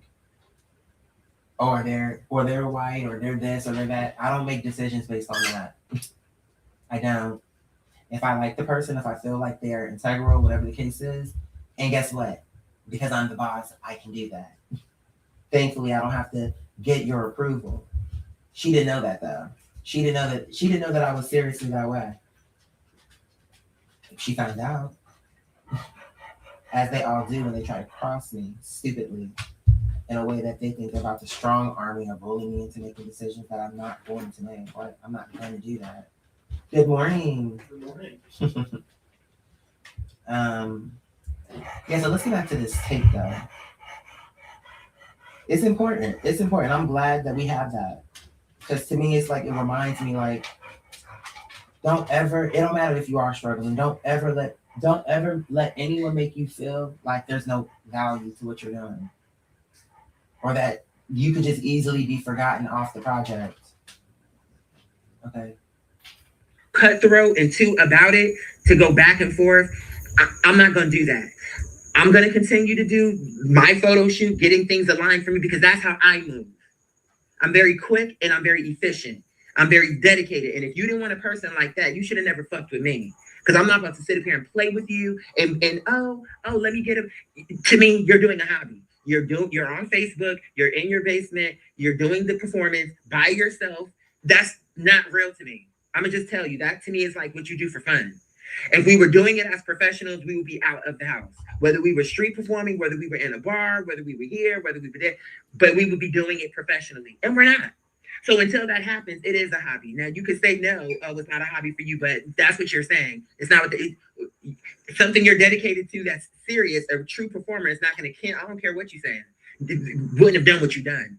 Canceled 5 rehearsals. Oh, it rained a little bit, so I don't want my equipment. Okay, we can't do it because of that. Oh, this is happening, that's happening. You got a phone call. It's like all the things you're telling me are just a bunch of excuses. and it's actually a lack of consideration. Because if someone is telling you they're in a situation and you're canceling and canceling and canceling, all you're doing is extending the point at which we start. You can't see that? You're wasting my time, but you don't see that. And you don't have a problem with that. And that's the problem that I have with you. Because I wouldn't disrespect you the way that I feel you're disrespecting me. And then in closing, let me say this.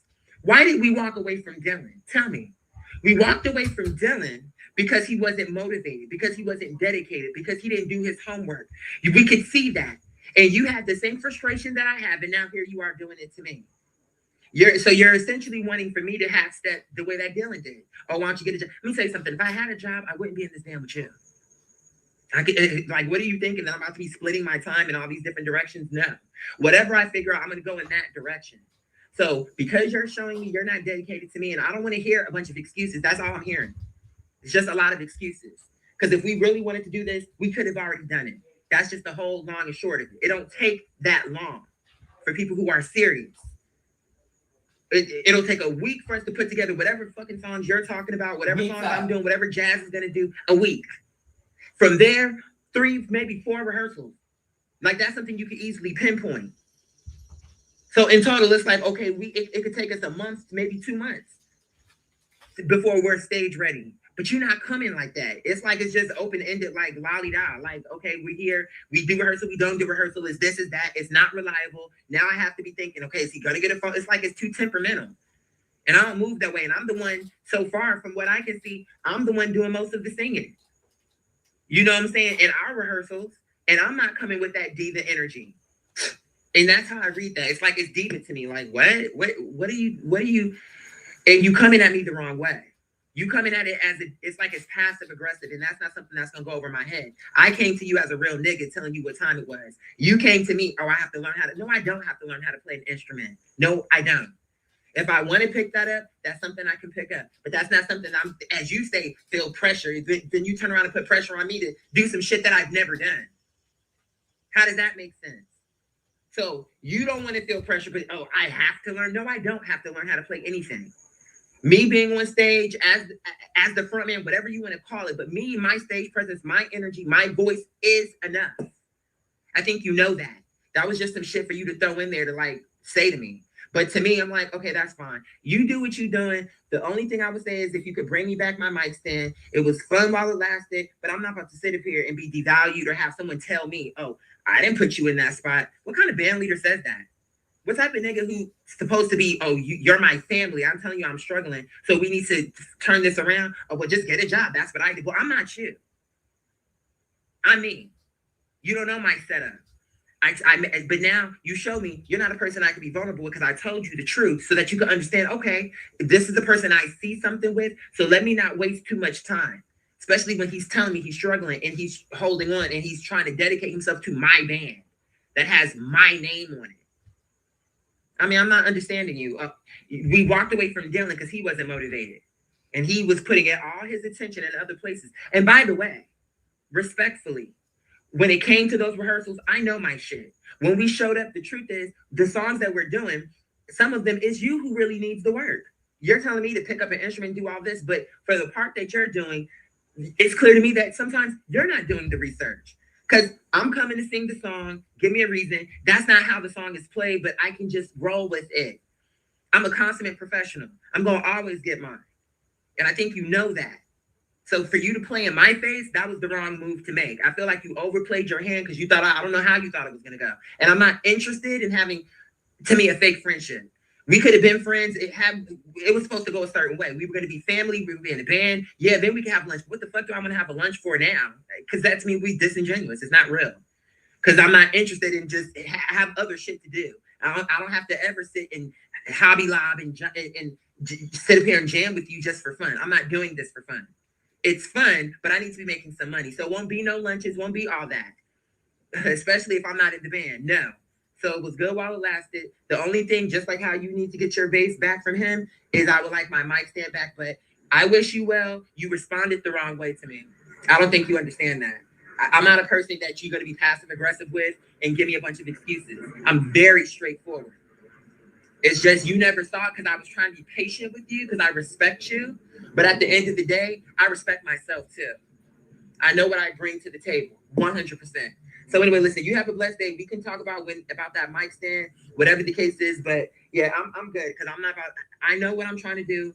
I thought we were on the same page. We're obviously not. I'm on one level of motivation and ambition and trying to get this shit to the top. You're not there. Pop told you, do what you had to do to maintain and retain me as a talent, and you didn't do that. In fact, you gave me a passive, aggressive, condescending response, as if I'm like, okay, I heard what I need to hear, and when I hear it once, I don't have to hear it twice. So I'm good. I'm out the band. I just need my mic stand, and I sincerely wish you well. And that's that. Boom. I'm not gonna let a bitch play in my face. You know what I'm saying? Like,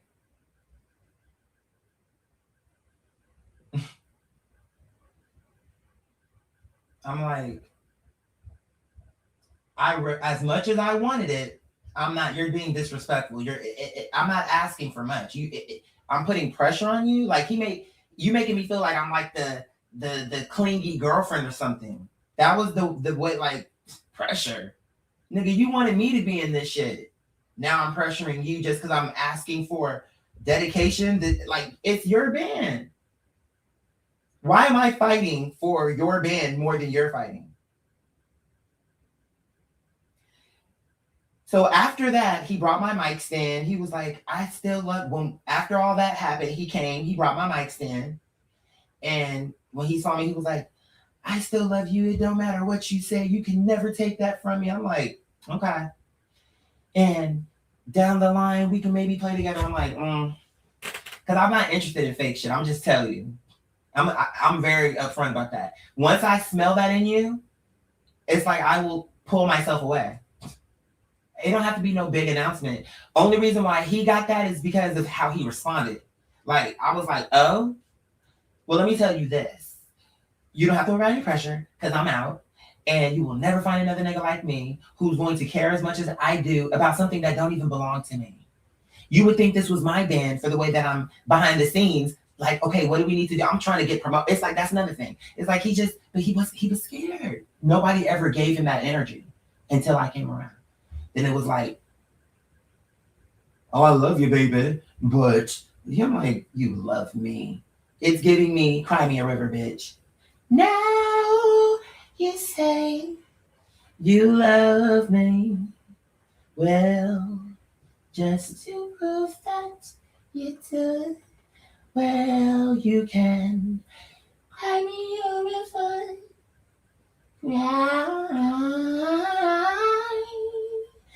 Me a river. The way I cried over you, because that's how I was feeling. I'm like, no, I already mourned it. Because once I started seeing you play my face in the beginning, when you canceled, it was like, oh, please don't let this be. When he started canceling, I started feeling like, okay, cancellations happen. But once it was like more than once and it kept happening, it was just the way how he was moving. I'm like, so he's just another person who wasted my time. I didn't want to believe it. I kept trying to be patient with it. Like, I didn't waste too much time. I was patient, but it's not like I wasted a year. Like, oh, I was patient like a year. It was like I was patient for like a few months. To me, a few months is what it takes. If Allah can make it happen overnight, we can make it happen in 2 and 3 months. And it's not like we were preparing for Carnegie Hall. We were preparing for Red Lobster. Not to say, oh, that's not a big deal. It is. But it's still Red Lobster.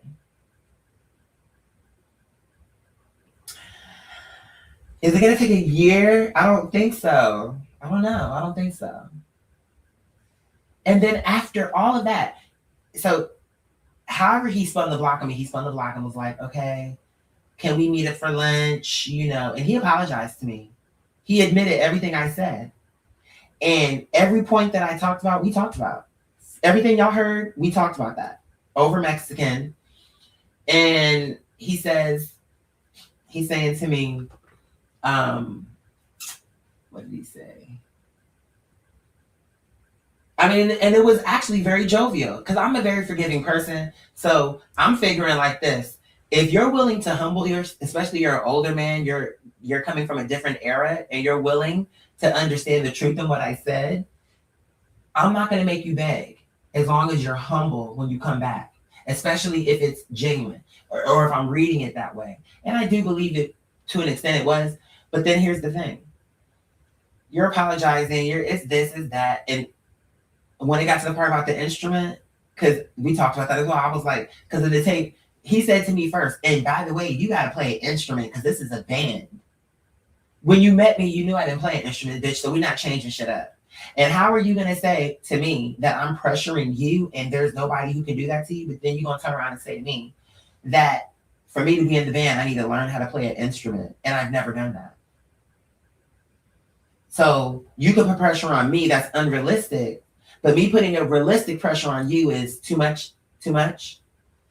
What I'm saying to you is realistic. I'm saying let's do the thing that we all know how to do and take it to the stage. Not let's take something to the stage let's go on stage and perform heart surgery. That's not what I said. I'm saying you know how to do this. I know how to do this. Let's take the things we know how to do that are working and take it to the stage and test it out. See what the girls think. We don't even have to go to those restaurants. We could even street perform and just go to the park. Let's just perform and see what the girls' response is. I was that confident in it, but he just never wanted to do it. He just never would let himself see what could happen.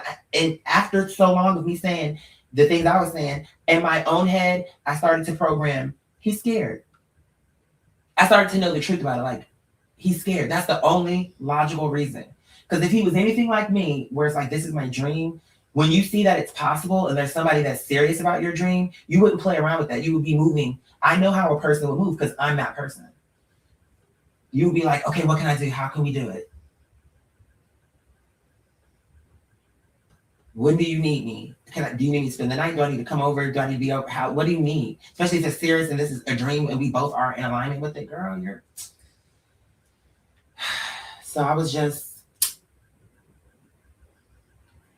every so often I got to go back to those tapes to just remember, like, it's all true. Like, I knew it was true, but those tapes just are because they be in my memory. But sometimes they be like, oh, your memory, you lie to yourself sometimes. I know that I'm not that way, but in these tapes, it's like, no, it's all true. I know who I am. I am the one who's adding the fucking pressure. These bitches just can't take it. They can't take the heat. They can't take the pressure. And then they're afraid if this is pressure and we haven't even made it, what would happen if we really did blow up? What would the pressure look like then? They're afraid of what the level looks like. I don't care. I would rather go into the total unknown with what Allah is telling me than to stay in what I know with these bitches with no purpose. I'm totally okay to step into, I don't know what it will look like when this shit takes off. I have zero clue because I've never been there. Through all of my so-called success, it's not anything compared to what Allah have shown me. So I can't tell you what that would feel like because I don't know. It's just a fragment of a dream. I don't know.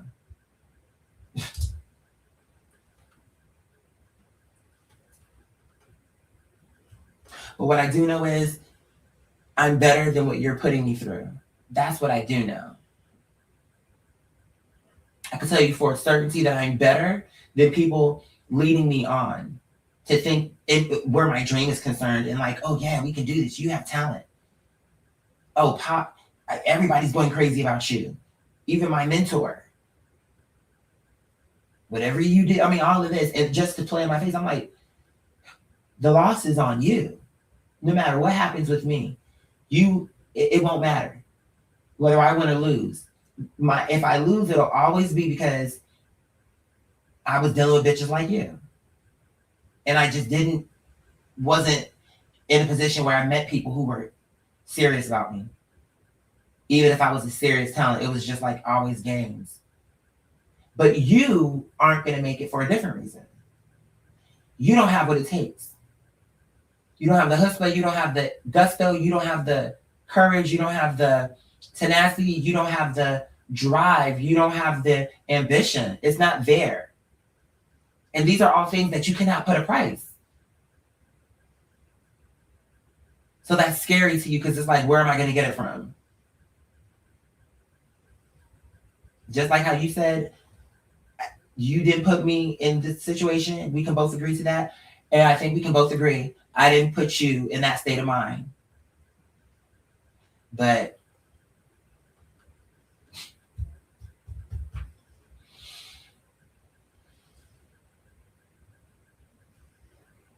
I was like, fuck no.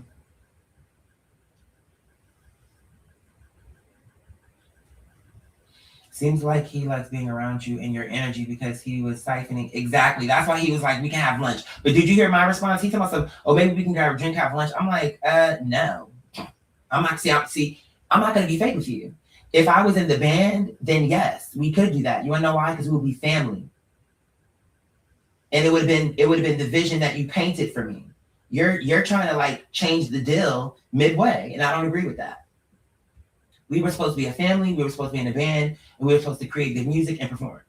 And then we could be on tour having lunch and dinner, and we can do that then. But if I'm not in the band, you'll never see me again. Unless it's like through the corridors of an award show or something where it would make sense for you to see me, but you would not, or you bought a ticket, but you will not see me in your basement. And you definitely won't see me over lunch. Why? I don't believe in that. It's not that I don't believe in lunch. I don't believe in lunch with people that are making. I need to move my car. That's what I wanted to do. Hold on. Let me move my car real quick. Where are my shoes? Are they downstairs? That's what I was rushing.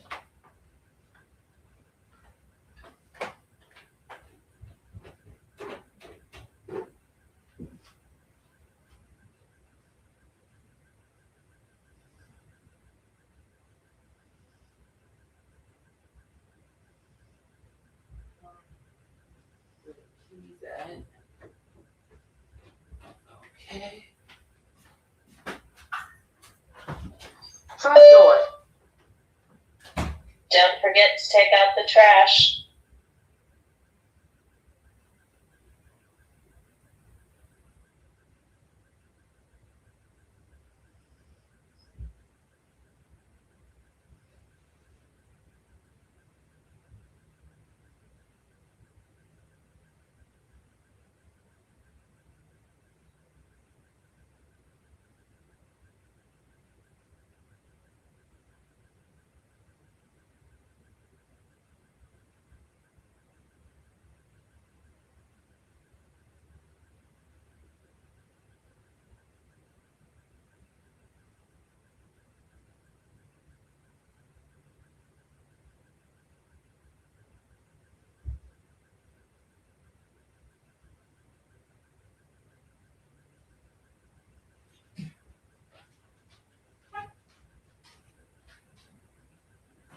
Front door. Don't forget to take out the trash. Okay.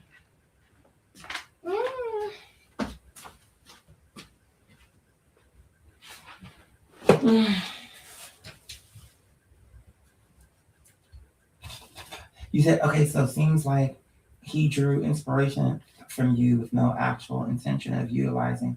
Right. So after that lunch where he apologized and it was all what it was and he wanted me back in the band, and because the humility was there, I came back for a second try. Right behind that, he gets an opportunity for a performance. Tells me after the fact, after the performance is done, and tells me in the text that he took this girl and this guy instead of me. And he said it like it was normal. Like I was just gonna be okay with that. And I'm like, okay, I'm now I really am good. And at that point, I didn't leave him no response. I didn't leave him a voice memo. Because at this point, it will be me saying the same shit. And and not only that, I feel like he would get something out of that. And I was like, nah, I'm good. Now I'm just gonna walk away. I'm not gonna say, oh, I'm leaving. Oh, I feel disrespected. Everything I needed to say, I said in what y'all heard. That first exchange was supposed to be our last exchange, but you spun the block on me and was like, I'm sorry. I gave you a second chance. And then with that second chance, what you chose to do was to go to a performance, exactly what we were talking about. But instead of taking me, first of all, you could have took them too. I'm saying, why did you leave me out when I'm the one who's showing up? So I knew then. I said, yeah, he's a dickhead. I'm over him. I don't care. Don't care. I don't. Whatever's gonna happen, it's gonna happen without him.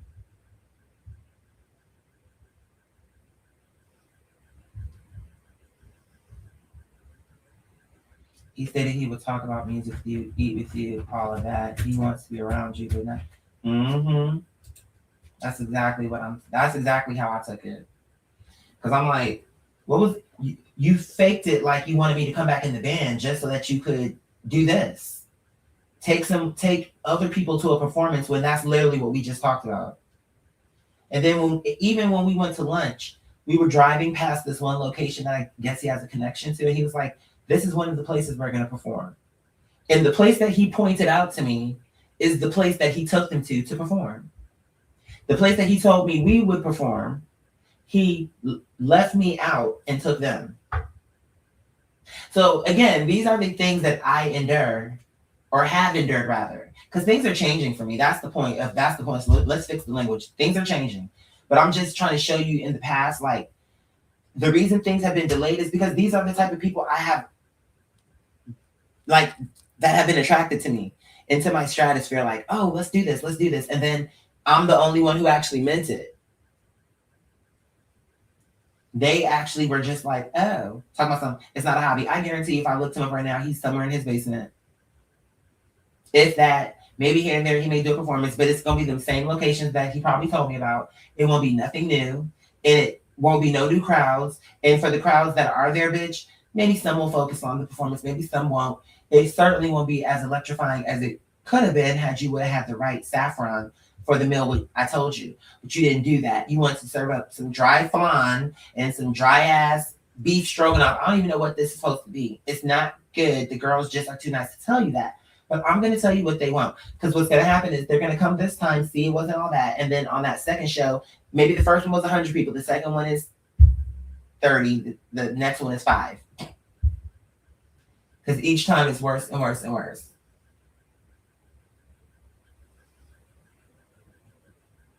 Mm-hmm. I agree with that. I agree. So I took what he was not saying, but what he was doing energetically, I took that and made a decision for myself, which is what my mother was saying on that tape in the extended version. Like, you're gonna have to make a decision for yourself and show them that you are not afraid to walk away. Talking about the Swedish record label, but I apply that to everything. Like, I'm not afraid to walk away from you. Whether it's a relationship, it's this, it's that girl who thought she was gonna bully me into who I can move into the house. I'm like, no, if you want to go, you can go. That assistant, this one, that one, the manager, any person that have ever come in contact, I'm like, I'm not afraid for you to leave. If you're good, but here's the thing. I won't even be thinking that if you come to me and who you say you are. Because it won't even be in my mind because I can see, oh, this person is really here for the cause. So I won't be thinking, oh, if you leave, I won't care. Because I won't be in that headspace. It'll be like, I won't even be thinking about you leaving. But if I'm thinking that, it's because you're giving me a reason to say. And he's saying, y'all a band, but a lot of bands have lead singers who doesn't play any instruments right. Right. He's trying to make it like, oh, I have to be Prince. I'm not Prince though. I'm Quadir. And that's a whole other person. He was just playing. In your case, your voice is supposed to be absolutely. He knew that. I'm telling you, he knew that. And he saw something and got scared. That's all. I mean, it was more to it than that, but I'm, basically.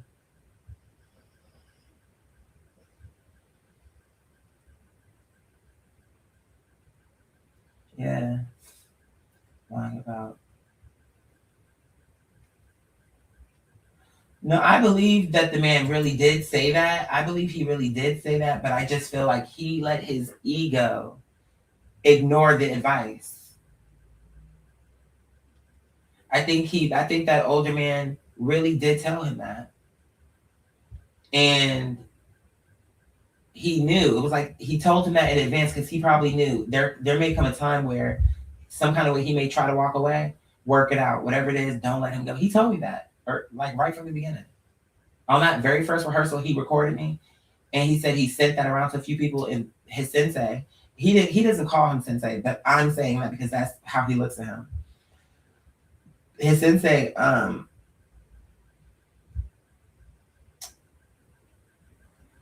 said what he said. And I just wanted him to know. I'm like, when you let him know that I walked away, make sure you tell him the truth. Tell him that I was more dedicated to your band than you, and that you made me feel undervalued and you didn't take me serious. So I walked. Tell him that. Don't tell him he was a diva. He was trying to add too much pressure to me. I'm like, girl, bye.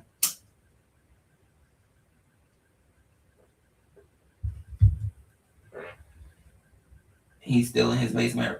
Not Bengal on the knees, girl.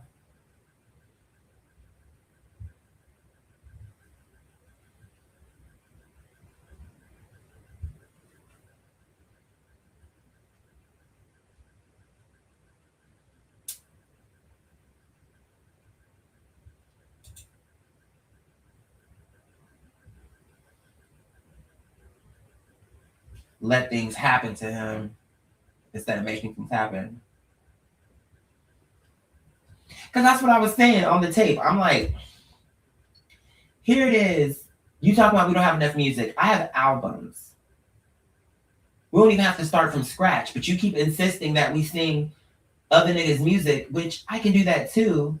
But if the issue is we don't have enough music, let's just either A, write some original music, or B, just use some of the music I already have. Because I'm like, I have good music. But he didn't want to give that a chance. Because he wanted to stick to that same dry ass Tiger Bomb formula that he'd been with. That same Vicks Vapor Rub that he been dealing with. Them rivers and them lakes that them ponds, rivers and lakes, excuse me, them ponds. Those puddles that he been dealing with. Rivers and lakes are too complimentary for him. It's more like a puddle. You want to keep splashing around in them puddles, bitch.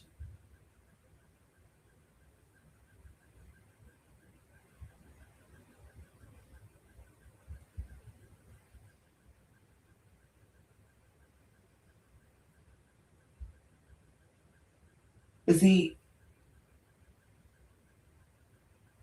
I see what you're saying.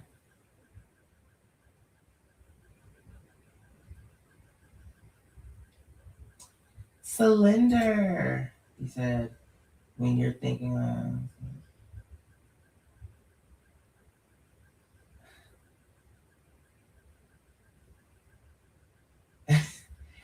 I don't think they knew this story. I think that's the reason.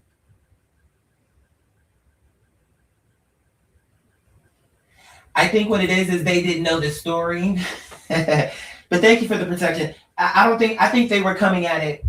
I don't want to speak for them, but I think that's the reason, because as I'm reading through, I'm like, okay, I'm trying to like understand where they're coming from. And I think where they're trying to come from is you have more value. Don't try to like they're coming from a protective angle too. It's just a different tone.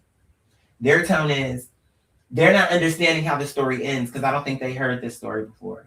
So they're thinking that we're still working with this person, still trying to rationalize, I think was the word they use. But in truth, we've been closed that chapter. I'm only sharing this to show you that I walked away from that because I was being devalued and it didn't take me too long. And I turned around and look what happened without his help. So even though I didn't know, I just knew that whatever was going to happen for me, it would be better for me to be on my own. Like I said on the tape, like you do what you're going to do. I'm going to do what I'm going to do and we'll see what happens. But I feel disrespected. I don't think you're hearing me. And so because you can't offer what you said, it's fine. I'm gonna walk. You said you could offer family atmosphere. And for a person like me, that was an attractive offer. But you were not for real. It was like, oh, we're gonna be a family, we're gonna be a band. Like to me, it's like that would have been the whole package.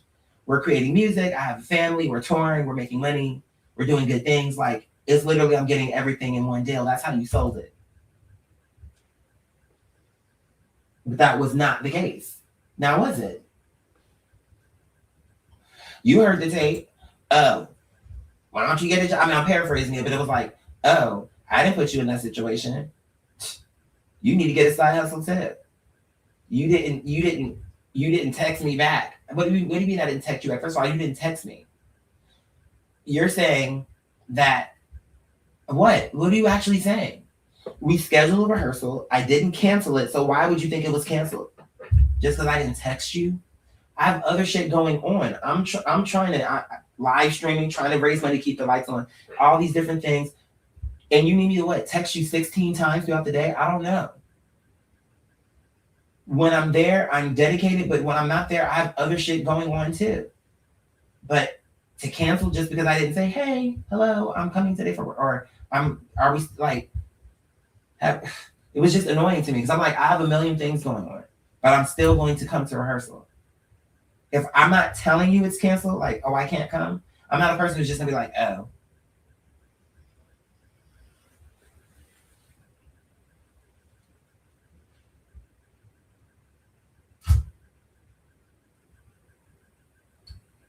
See, no, I was right. See, that's what I'm saying. So y'all both are on my side. I want y'all not to fight because y'all are actually both on my side, which means you're warriors for the cause. Sun is being is defensive for me because they're feeling like I'm not being heard. So they're on my side. You're being protective. You're doing it a different way, but you're coming at it like you deserve better. I see what you're doing.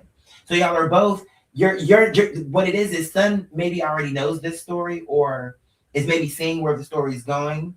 So they're just being more like inquisitive, like listening, taking the information in. Whereas you're hearing it, and you're maybe you have Scorpio placements where it's like as you're hearing it, you're getting worked up. Like, no, you need to walk away. You're hearing it and responding in real time.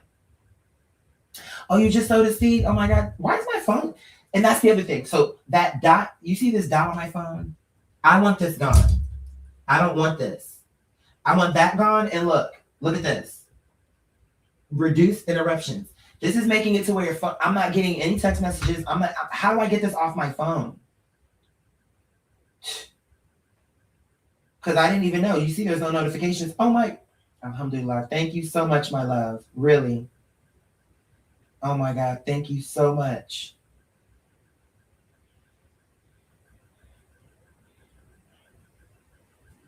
Let's see. Thank you. Oh wow. Oh my God. I love you more, baby. Thank you so much. Look, let me see. Why won't they? Normally they let me. She better come through. It's giving the payments went through, girl. The face card is not declined. We have so many gorgeous. Just Terry. I see you. I see you, my love. It would be so funny if Terry really was Madonna. That like just in disguise, like just to see like what's the community really giving. And it was all an act this whole time. But he had to, if it was really Madonna, we're gonna say she just temporarily, but she had to make it believable. So she had to, you know what I'm saying? Like that would be like some shit. That would be in a movie. This would literally be some movie shit. No. Y'all are both on the right side of it. I see now. Y'all are not. I don't want y'all to fight because I feel like y'all are both coming from a good place. It's all coming from y'all are trying to protect me, but now in a miscommunication, y'all are fighting each other. When the truth is, y'all are actually both on my side.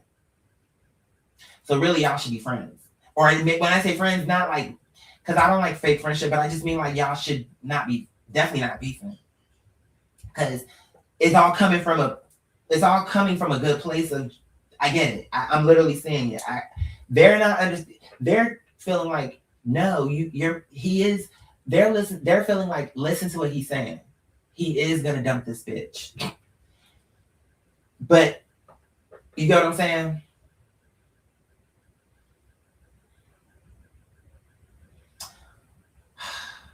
But Sun it's like I'm not even I see the miscommunication. And I don't want y'all to fight, but I will say happy birthday to me. It's 11:03 on the clock.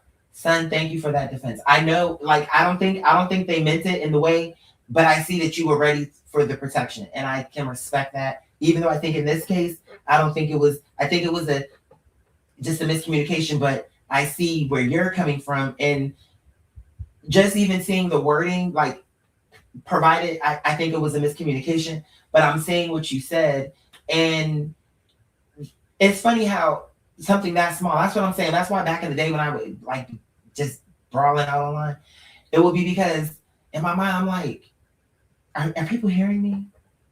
It's like I know I'm making sense, and then it just felt like I was really alone. And it was just like it just felt like it was like no matter what I was saying that was clear. It was just hard. It was a hard period because I'm like, am I living in where am I? I kept thinking, you know what I realized? That movie with Amy Schumer, I Feel Pretty, is the reverse Shallow Hal. Because remember how I would say, oh, I keep feeling like I'm the reverse Shallow Hal, but they made a movie for that and it's I Feel Pretty. That just dawned on me the other day. Because what she's going through in that movie is sometimes when I be feeling like, did something happen?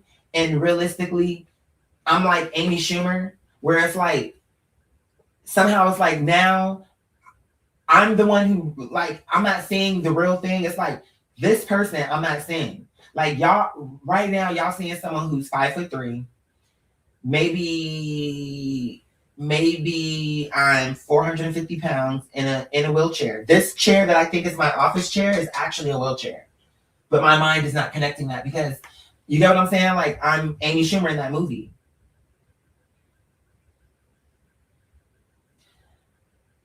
Because that's how I was feeling like, what am I saying that people aren't understanding? It's like I'm saying something and if I know that I'm saying it clearly, so it just doesn't make sense to me that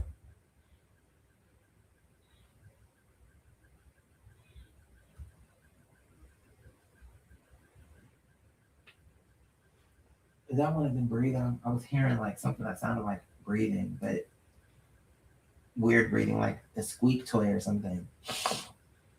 Like, but you said, how do I take it off? Because I thought that's what you talked about last night. I wasn't sure. I use it a lot in high school for fun. I hate that thing. I don't like it. I don't need it. What's the point? Let me see what it does. I don't even click let me try it. Let me actually click the buttons. Let me see what it does. Because I just don't like it. I'm like, what is this supposed to do? Okay. Oh.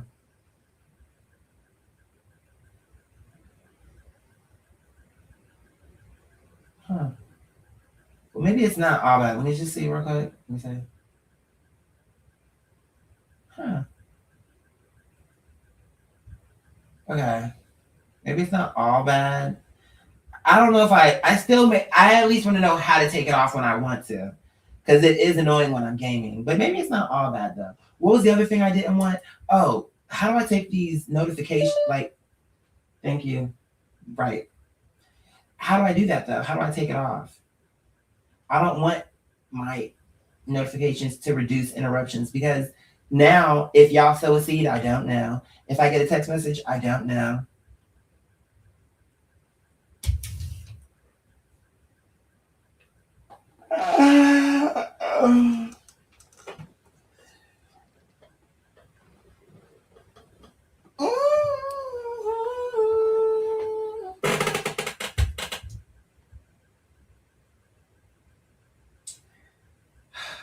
I'm just laughing.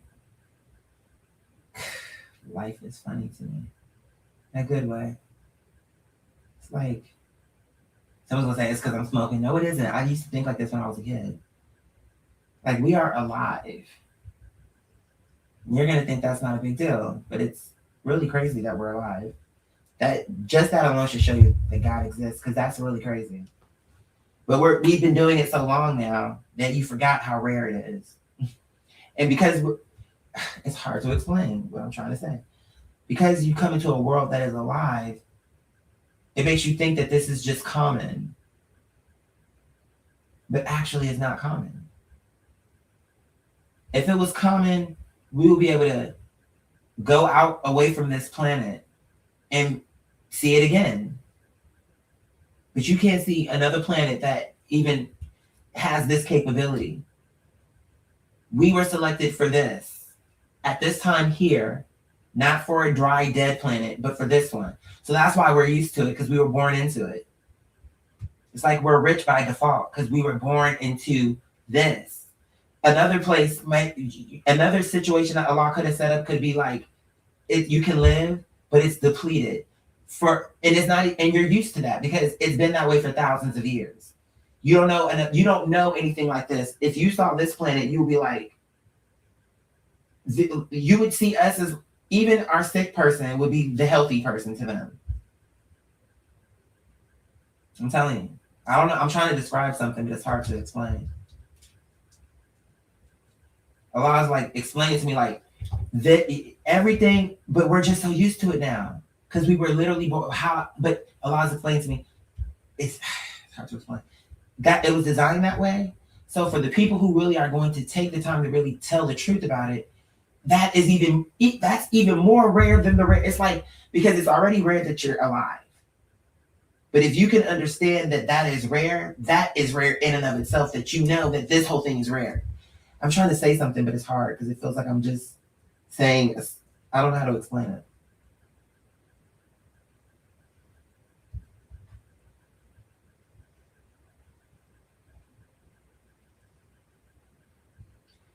Yeah, that's what I'm saying. You know what I'm saying? I know. That's what I'm saying, because I'm reading the comments. I'm like, nah, y'all both are on the same team. It's just a miscommunication. I can see that. Because it's coming from, you were defensive over me because you're like, here we go again. He's not being heard. And they were being defensive over me from the position of, this guy's a user. He's a psycho. You need to get away. He didn't, because they didn't know how that story ended. You knew, or maybe you didn't, but maybe you sensed it, or even was just willing to just hear it all the way through. But maybe, and I understand that sometimes when I'm watching a movie, I'll be like cussing the person. I'm like, you dumb bitch, why would you? Even though, of course, maybe at the end they get smarter, you know. But so I think they were just like responding to the story as they were hearing it. Like, oh, I don't like this guy. You need to get away. Leave him. He's using you.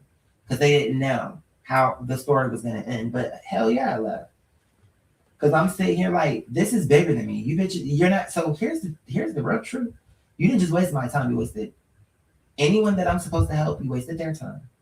There could be people that were in the will for my help, but due to the delays and the hurdles, maybe they never received it. Maybe they did not get it, not because it wasn't for them, but because the delay. Maybe they got a lesser thing because God still blessed them. But the 11:11, Bismillah, the help that they could have got from me obviously didn't come, but they got a different help that God allowed. That was just a lesser version. All because these bitches wanted to hate and make it like I was crazy. Oh, he is crazy. Why does he think he can change the world? And it's not even like what I'm saying is a crazy thing. I know that I'm a realistic person. So if I'm saying this, that's the good thing. I'm like, I know I'm not crazy. So it is possible to change the world for the better. That's not an illusion. The illusion is them, the entities, that energy, that spirit, the people who are in agreement with that spirit. The real illusion is that we can't make the changes we want to see. Anyway, I could go down that rabbit hole, but the point is I know I'm right. I know that it can happen. I'm here at this time for a specific reason, and nobody will get in my way. Yes, this is the cause, this is the purpose, this is the dream, this is all that. But when I can see that you're slowing me down from that, as much as I want this, I will walk. So that's how serious I am about it. Because you're wasting my time. I know for a fact we will have success with Allah's help. We will win. Will it happen overnight? Not necessarily. I give it a year, and maybe not for us to be at the top, but we can have some serious success that we can track, that is tangible. Like, here's where we begin, here's where we are.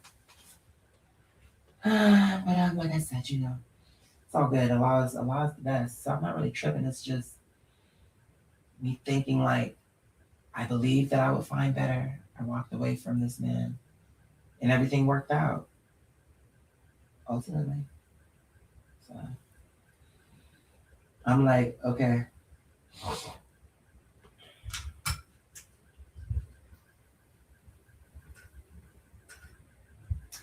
I should have motherfucking known. Good morning and thank you. This gorgeous lady.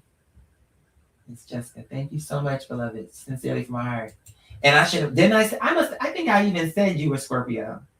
Because that to me was a Scorpio response. Like when we feel like somebody that is righteous, something is happening wrong, we want to defend that. Like, no, that's not, that's why I'm like, that must be somewhere in there because I get it. That's why I knew I wasn't offended because I knew how you meant it. And I knew it was coming from a place of, oh my God, you could be doing so much better now. I understood it. But I understood you both, and I understood you were both coming from a good place, the same place. You were on my side. It was just miscommunication. But yeah, I saw that Scorpio. Mi amor, what's going on? I'm doing well. I am, thankfully. Thankfully, a future faker. Or people who pretend like, oh, we're gonna do this in the future and they never do it. Yeah, I would agree. Boy Wonder, what's up? What's going on? Talking about grab a tambourine.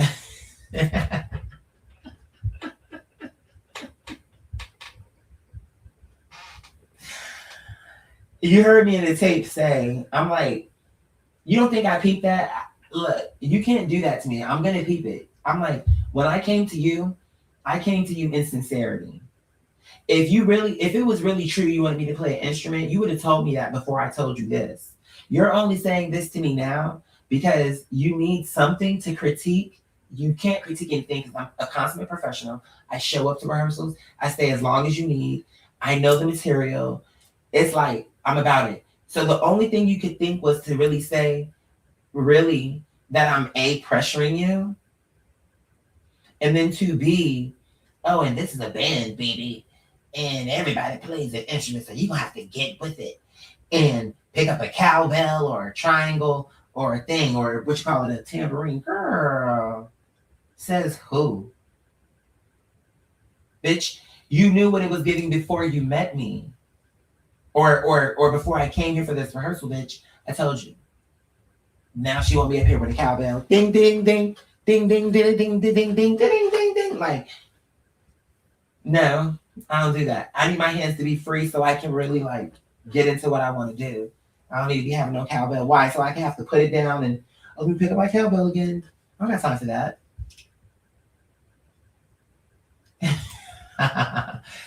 Yeah, that's what it's giving. I'm like, girl.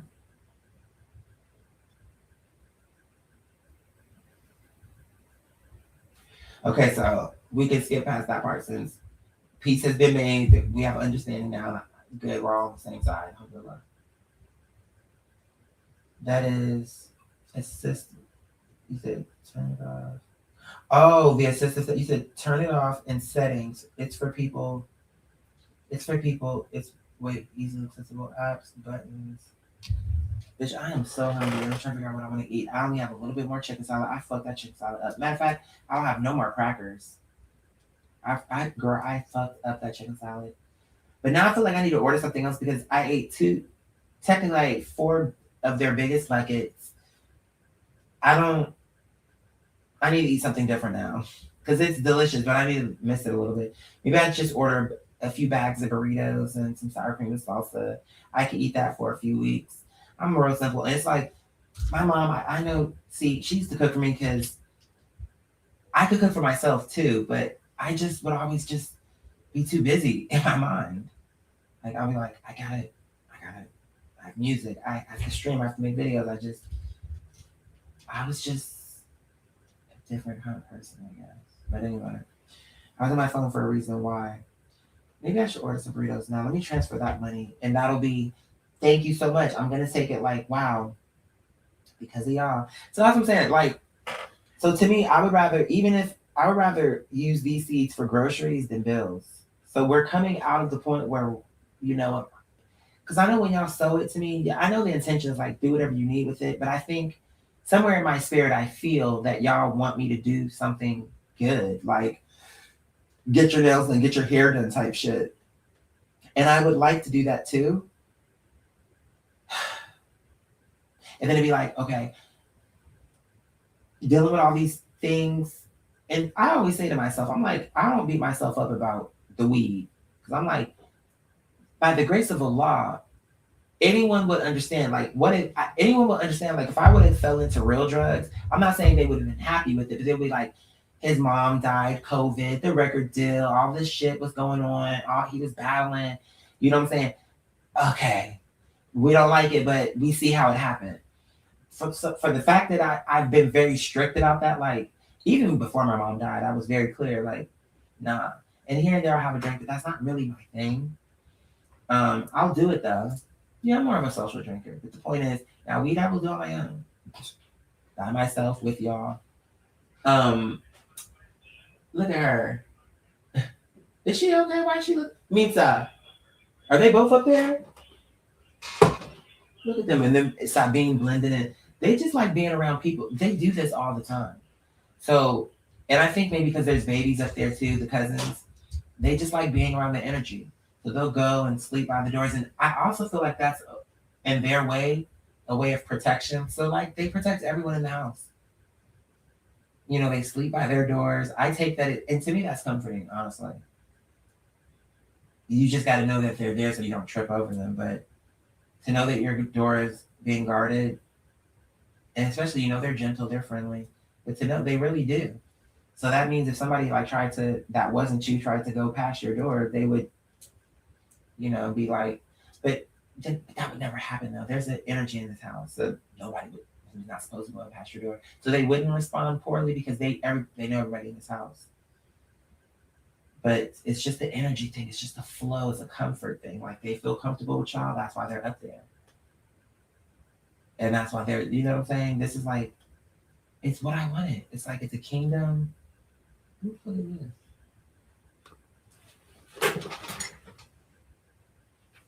What?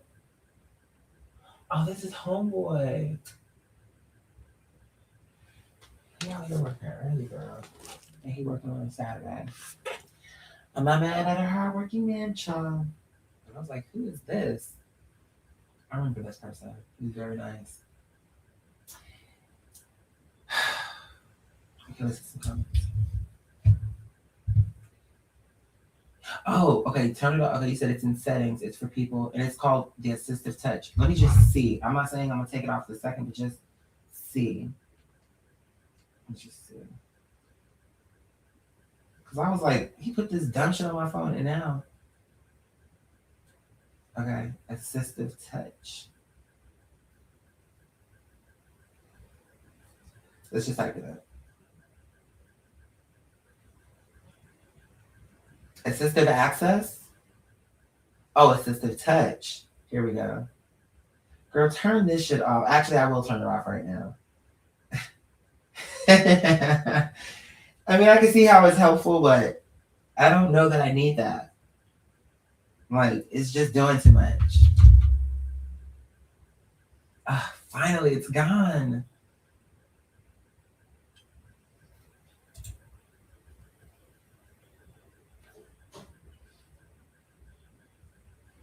Have I heard about the UFO files? I sure haven't. Is it some new shit? Thank you, Mother Jessica.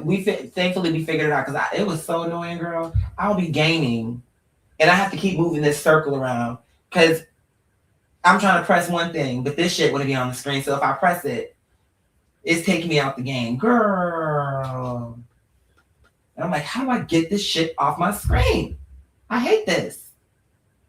I don't ever use it. I don't click it for nothing. So why is it here? It's just on my screen. Go away. But thank you. It was simple enough. You said he was treating me like Klay Thompson. I haven't followed that. But if it's true that he wasn't treating Meg right, I'm happy that she's away. Good for her. Like, girl, please get your money. Find a man that will love you for real. If that's even what you want and need. Like, it's just whatever. Like, see what the law has to say about it. But if it's true that he was playing her, girl, bye, you're Megan. And you're young, you're beautiful, girl. Fuck out of here.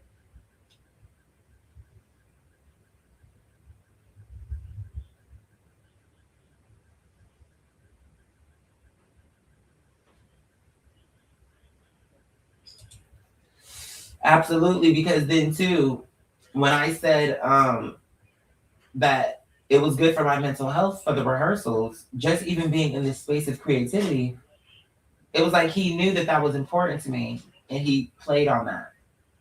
He knew how important the performance was, and then he went to a performance, to the place that he told me he was going to take me on purpose, left me out of the performance, and brought two people that never even came to one rehearsal. Do you see what I'm saying? So it was definitely problematic for sure.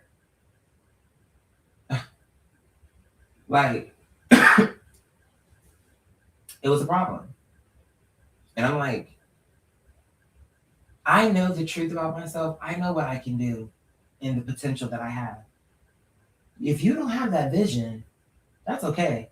I'm going to just make a choice for myself.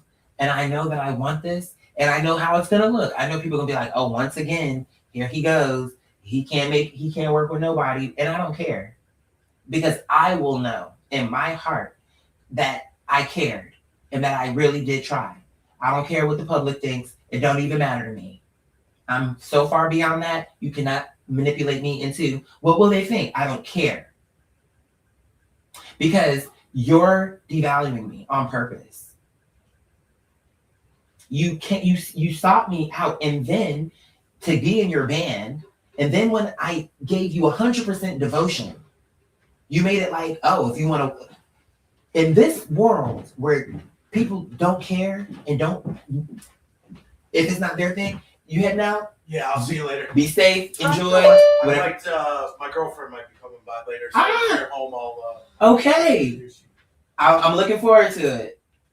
Yeah, I like it. He's the radio Don't guy. forget to take out the trash. He's a sports radio. Good. And he's just a nice guy. Simple. Nice guy. So, and I'm grateful. Everybody, the energies flow. It's just simple. It's peaceful, how I like it. Harmonic. And I'm trying to build something. I really am. And, you know,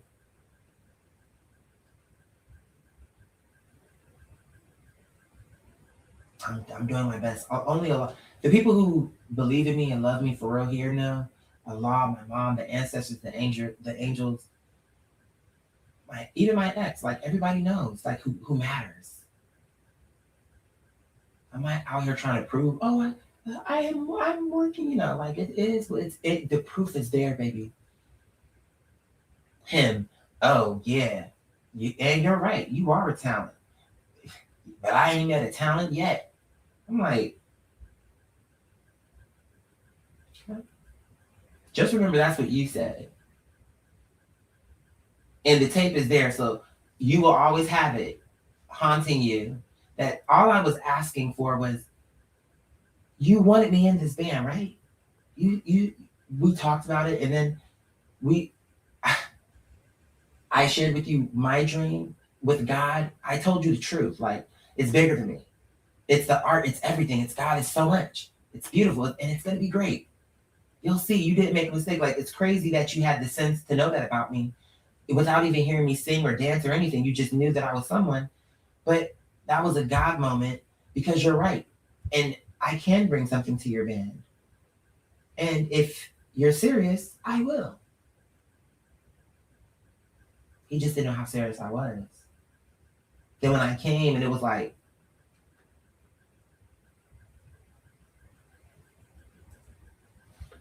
so you live, you learn. And like y'all, and, you know, of course, I didn't waste too much time. I was like, all right. And when he wasn't rude to me loud. It was what he was actually saying to a person who was like, I'm not saying it's your fault that I'm struggling. I'm wanting you to know it should mean more to you that I'm making these sacrifices for your band because I'm struggling. Because most people will be like, shit. Like, they would just take it as like, I'll do it when I can. How these other two people are, who are coming from Rome and Marietta. If I can, I can. If I can, I can. They're not sweating it. But here I am, whatever you need. I'm bringing my equipment over to your house. I'm whatever I can do to make it go. And you could tell me so easily, well, If that's what you need to do, you can go and maybe we can have drinks and have lunch. Do I look like I want to have lunch with you just for fun? No. It could have been that if it would have been the promise that you said, a family plus a band plus we're doing what we love. Then we can have dinner and drinks and lunch. But you waste my time, you don't deliver the promise, but you told me. Now you think we're gonna hang out? No. No. Why would I want that? You want it because you like my energy and you want to be around me.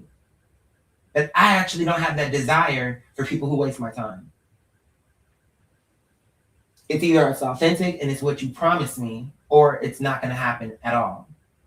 Or as he likes to say, at all. Bitch, I'm not about to go back and forth with you. I thought we were both genuine about this. Because I'm looking at your equipment like, okay, clearly this is a musician. He's like, on some level, I mean, he's investing in whatever, but that's just a facade. I have less equipment than you and more drive. You have way more equipment than me and no ambition. So it just goes to show. It doesn't matter.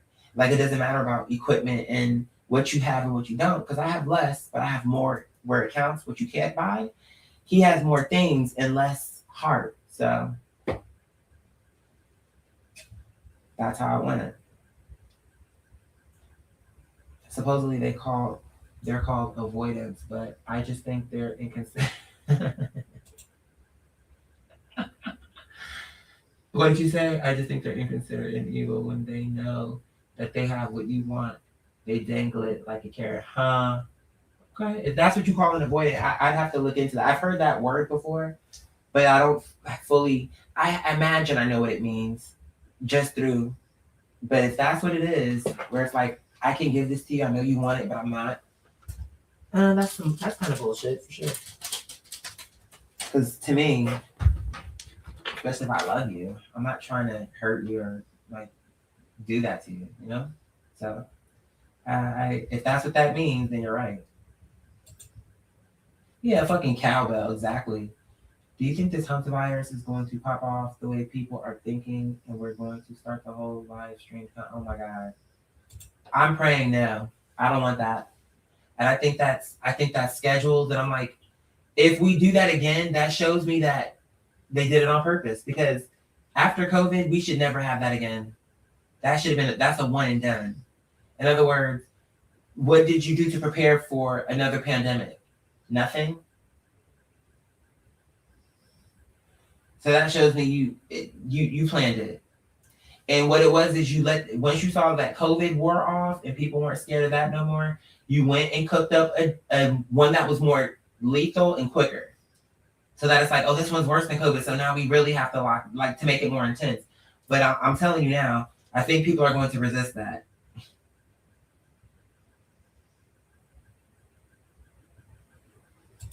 You said it's for disabled people, to be honest.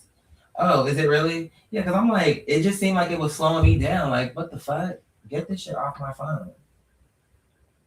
And isn't it funny that this man put it on my phone? So if it's for disabled people, see what I'm saying? I didn't put that on my phone. He did that. He must have saw it as this man is slow.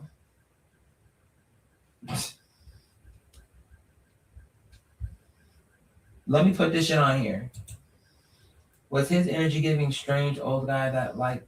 No, it didn't give. No, I promise. It didn't give me that. So I'm not gonna lie about it. He didn't give me pervert. Not he didn't strike.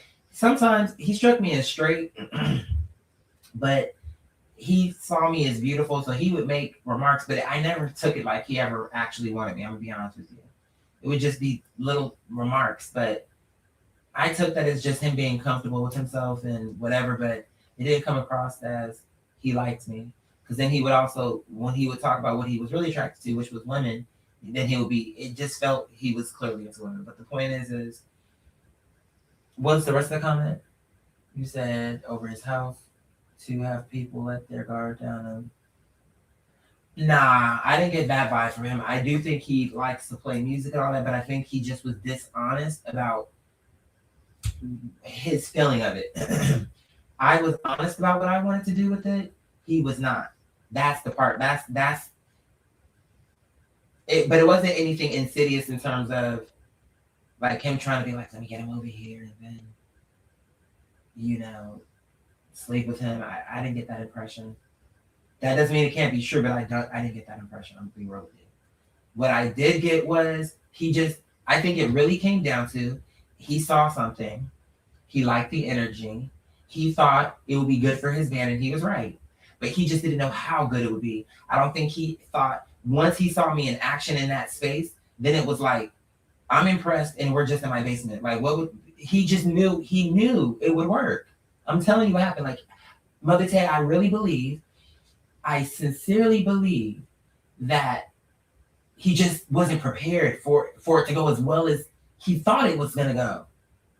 I think he had an inkling because he even said to me when we very first met, he said, how did he word? I'm paraphrasing it. There was something like, even if you can't sing, even if you don't have no kind of musical ability, you just need to be on stage because of your energy. He flat told me that. That was because he didn't know if I could dance or sing. He just saw me walking, living, existing. So he went from, even if you just got to be on stage because you don't have no dancing or singing ability, your energy is just so palpable and real and cool. Just be up there to make us look cooler. Can you imagine how he felt when he found out that I can match that energy with talent? He just was going, I think it was just, he wasn't prepared. I don't think he thought when he came out that day to that hair salon that I was going to find, that he was going to stumble into someone that literally was going to be quadeer. How could he have known that? So I think when he witnessed it, it was just blew him away. And he didn't know how to take that. And he started battling his own emotions. Oh, he's a man and he's leading my band. And he just started creating things in his mind about that, surrounding that.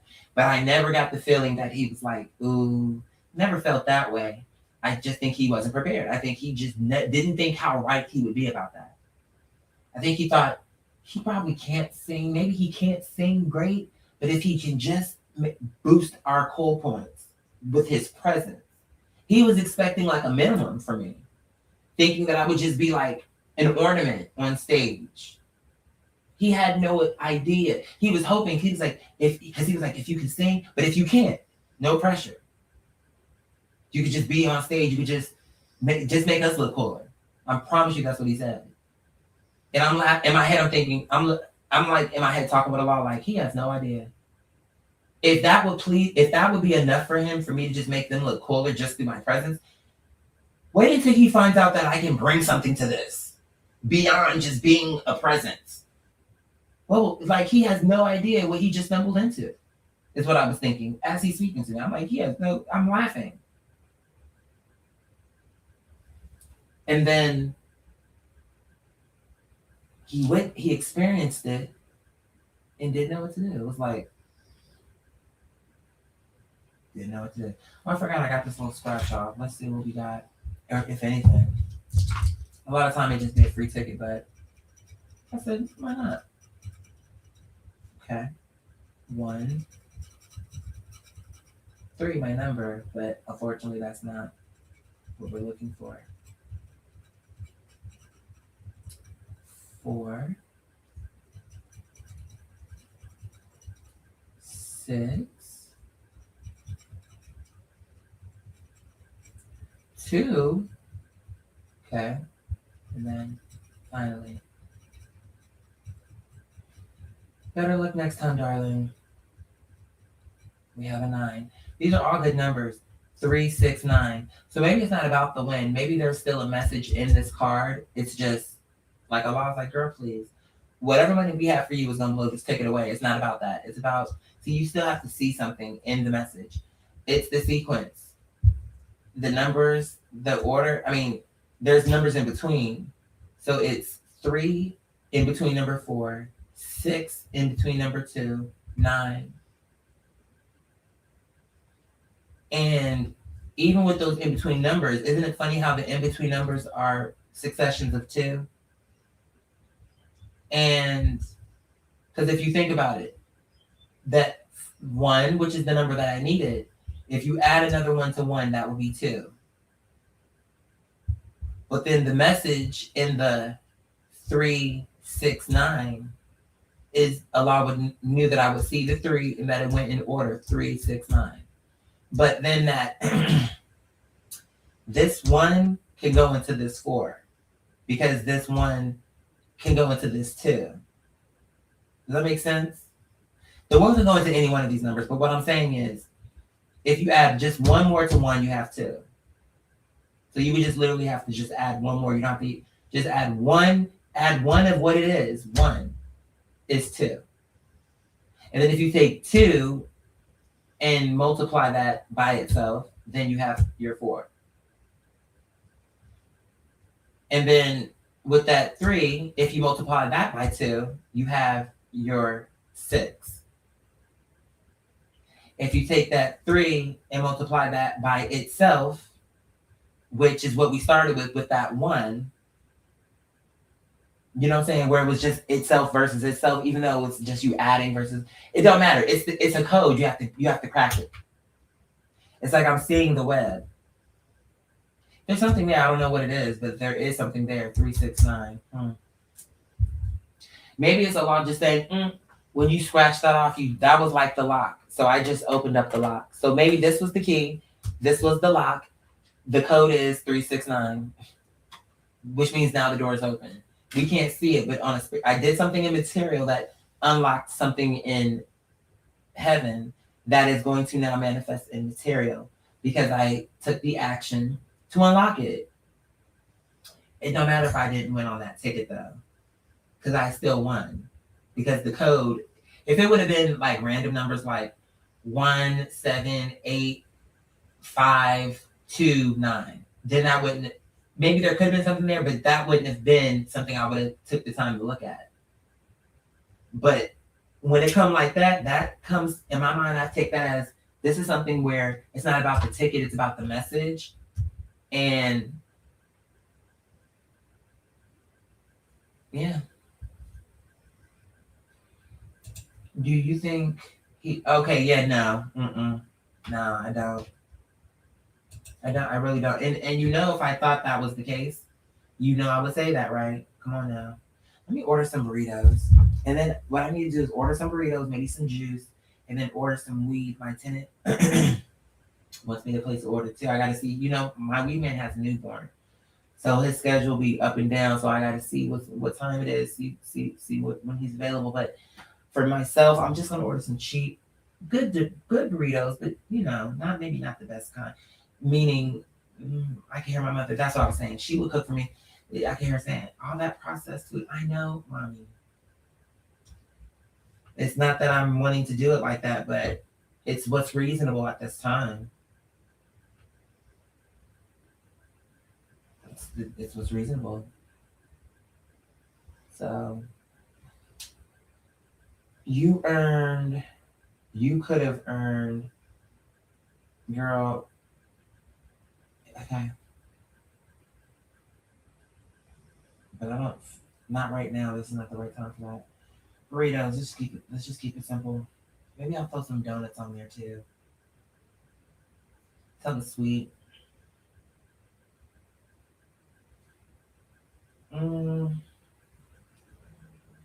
Delivery as soon as 13 minutes. What? Okay, let's do 2 bags of you. Girl, don't be stupid with me now, please. Thank you. 4 count, that's not enough. I need the big bag. I need the 8 count. Beef and bean. That's protein.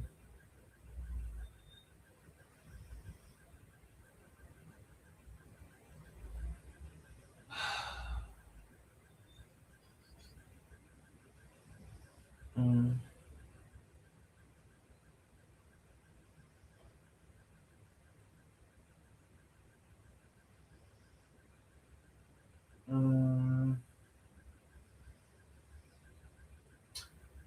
Ooh, what's my budget? Okay, $21.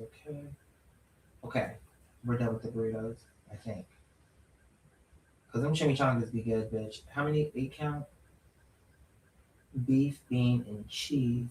See, this is beef and bean chimichanga. What was the thing that I got before? I'm gonna just add that, but I may take it off.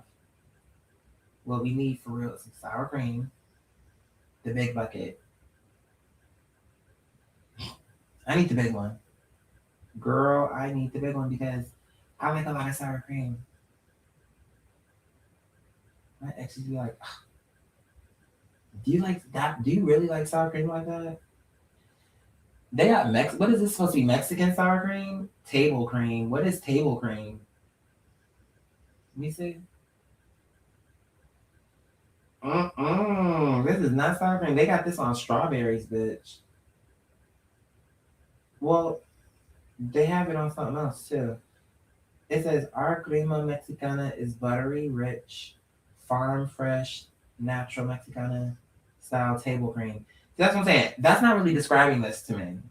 So it's buttery, rich, but what is it? A pourable cream that has something neutral. What? Neutral, fresh tasting flavor. Like, what does that say? How are you describing it? I'm asking you what this tastes like, and you're telling me it has a neutral, fresh. Like, what does that mean? Similar to the consistency of cream fraiche. I don't know what this is. Made with grade A milk. Great for topping authentic Mexican dishes. Oh, is that what that is? That like, oh, that is good. If it's what I'm thinking. Mexican dishes and fresh fruit. Oh, I think this might be good. No, I think I know what this is, you guys. No, I know what this is. You know when you go to the Mexican restaurant and you order like a chimichanga or something, and it come out and they have like that kind of cheese queso shit on top? Is that this? It has no flavor, just adds creaminess.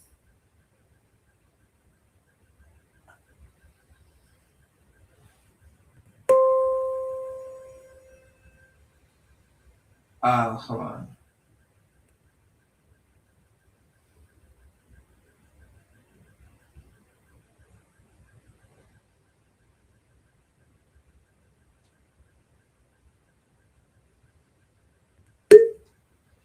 Okay. I'm gonna try it. How much? Okay, it's not too expensive. Good. I'm gonna try it. I'm gonna try the Mexicana. The Vaquita Ranchera Queso Fracanto Mexicana. I'm gonna try her. This is what I'm gonna try.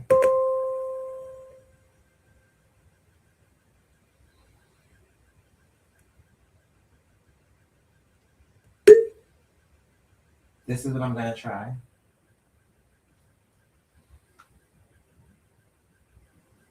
It's giving banana Mexicana. I'm gonna let you know what I think. I'm gonna let you know. Table cream. Interesting. Can you pass me some table cream? That's just the interesting way of saying that. Table cream. This is 24-ounce sour cream. Oh, I want the big one, the 48-ounce, bitch. My ex used to be like, ew, do you like? I'm like, you can't say ill for me eating sour cream when you like chitlins. Sorry. And I love my ex. Only God knows. But baby, please spare me. That one meal alone, you can't tell me.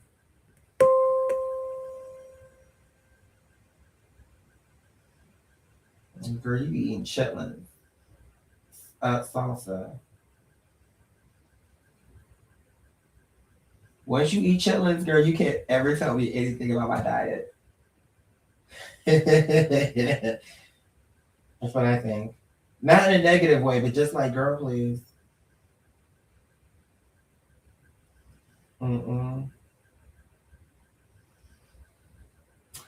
I normally like the big thing of salsa. You know the one that got the handle to it? It'd be like a gallon.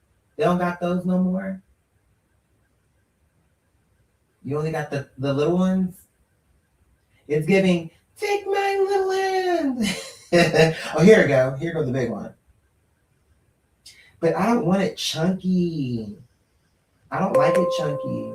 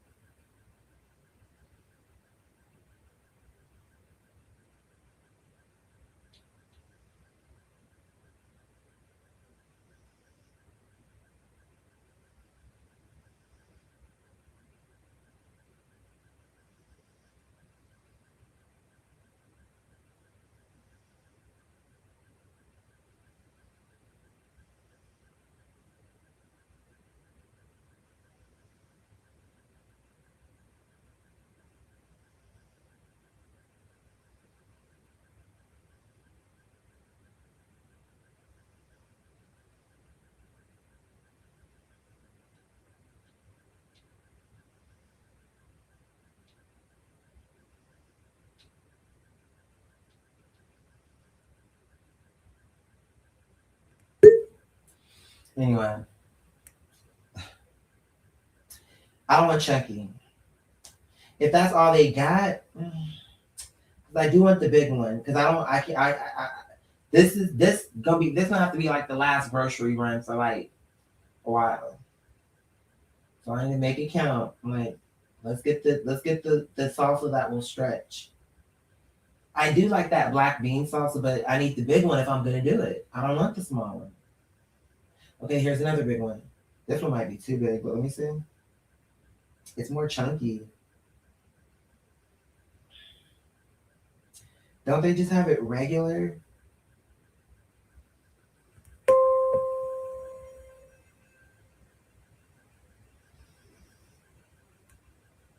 $24 but picante. I think picante is more what I'm looking for because picante to me is more like it's the salsa without all that chunky shit in it. Maybe I'm tripping, but to me that's what it's giving. It's a different flavor too, to an extent, but I feel like the thing I like the most is that it don't have all them chunks in it. But maybe that's my imagination. I'm just gonna take a chance, bitch, because I don't like that. I don't like having big chunky tomatoes in my salsa. I mean, I like tomatoes in it. Like I like for there to be tomatoes in there, but not when they're big. Like they need it's a certain width to it. It's okay, we got the salsa going. We're pushing it on the budget. Let me see what I got in this cart. Because we gotta make sure we can even fit all this in there. Because what I've done until I can get the second fridge, I moved all my shit into the mini fridge, and the three tenants, the couple and the two singles, the couple has a shelf, and the singles have the other two shelves, and I moved into the mini fridge. So I gotta make sure that this shit can fit, bitch. Because how many? I'm thinking I could put that sour cream. Okay, we're gonna put the Mexican table cream. Okay, we're gonna put the picante. Where are we putting her? Because that can go next to that Sunny Delight. Let me just think about it. Oh, Sunny Delight. I'm thinking we're gonna put the picante. No, we're gonna put the picante next to the Sunny. We're gonna put the cream of Mexicana. Put her. Maybe that can fit next. We'll see. I'm gonna make it work. How many burritos do we got? We got 1 bag, 2 bag, 3 bag, 4 bag. 4 bags. I think I can make that work. I really do. And that fridge. No, I said 4 bags. I lied. It's 5 bags because I got 2 of the beef and bean green chiles. Bitch, I ordered 2 of those bags. So that's really 5 burrito bags, bitch.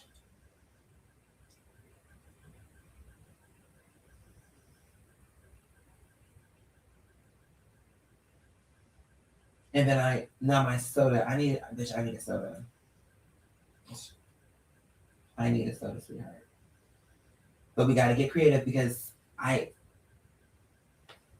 let's just give me a deal. Make me an offer I can't refuse.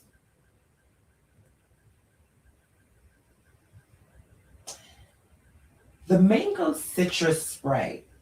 Not bad, not great. Not bad. I'd drink it again. I'd order it again even, but it just wasn't, of the flavors I've tried, it wasn't my favorite. It wasn't the worst. 7 Up. Is she still making those? I think I'm gonna order you for nostalgia. Who's even had a 7 Up in it? That's a thing still. Oh, I love it. And she's doing rollback, honey. So I saved $3. Oh my god, I'm excited. Pepsi soda, wild cherry and cream. Oh, Pepsi girl, you are trying it. That's either going to be super good or super nasty. I'm not a fan of cream soda though. It's funny though. It's like it's only certain kind of people like cream soda, not like good or bad, nothing like that, but just like a particular person. Like it's either you love cream soda or you don't fuck with it. I don't fuck with it. Like it's something with this. Maybe cream soda is supposed to be for like root beer floats or something, bitch. Mateo's salsa is fabulous, not chunky at all. Mateo's, I'm just gonna look them up real quick, but how expensive? Let's see. I really want something crunchy to go with these burritos. I gotta put a bag of chips. Because to me, it's just gonna be too much soft texture. And I really would like some corn with some ranch, but now I'm pushing it. When the budget opens up a little bit more, that's when I can start, you know, throwing chips and no, I'm throwing the chips on now, but what did I want to go with it? Some corn with ranch. I'm trying to, I gotta throw. I can hear my mother saying, "Choir, this is your food. Get what you need." Yeah, because I really do want the corn with the ranch, but I'm gonna let that go.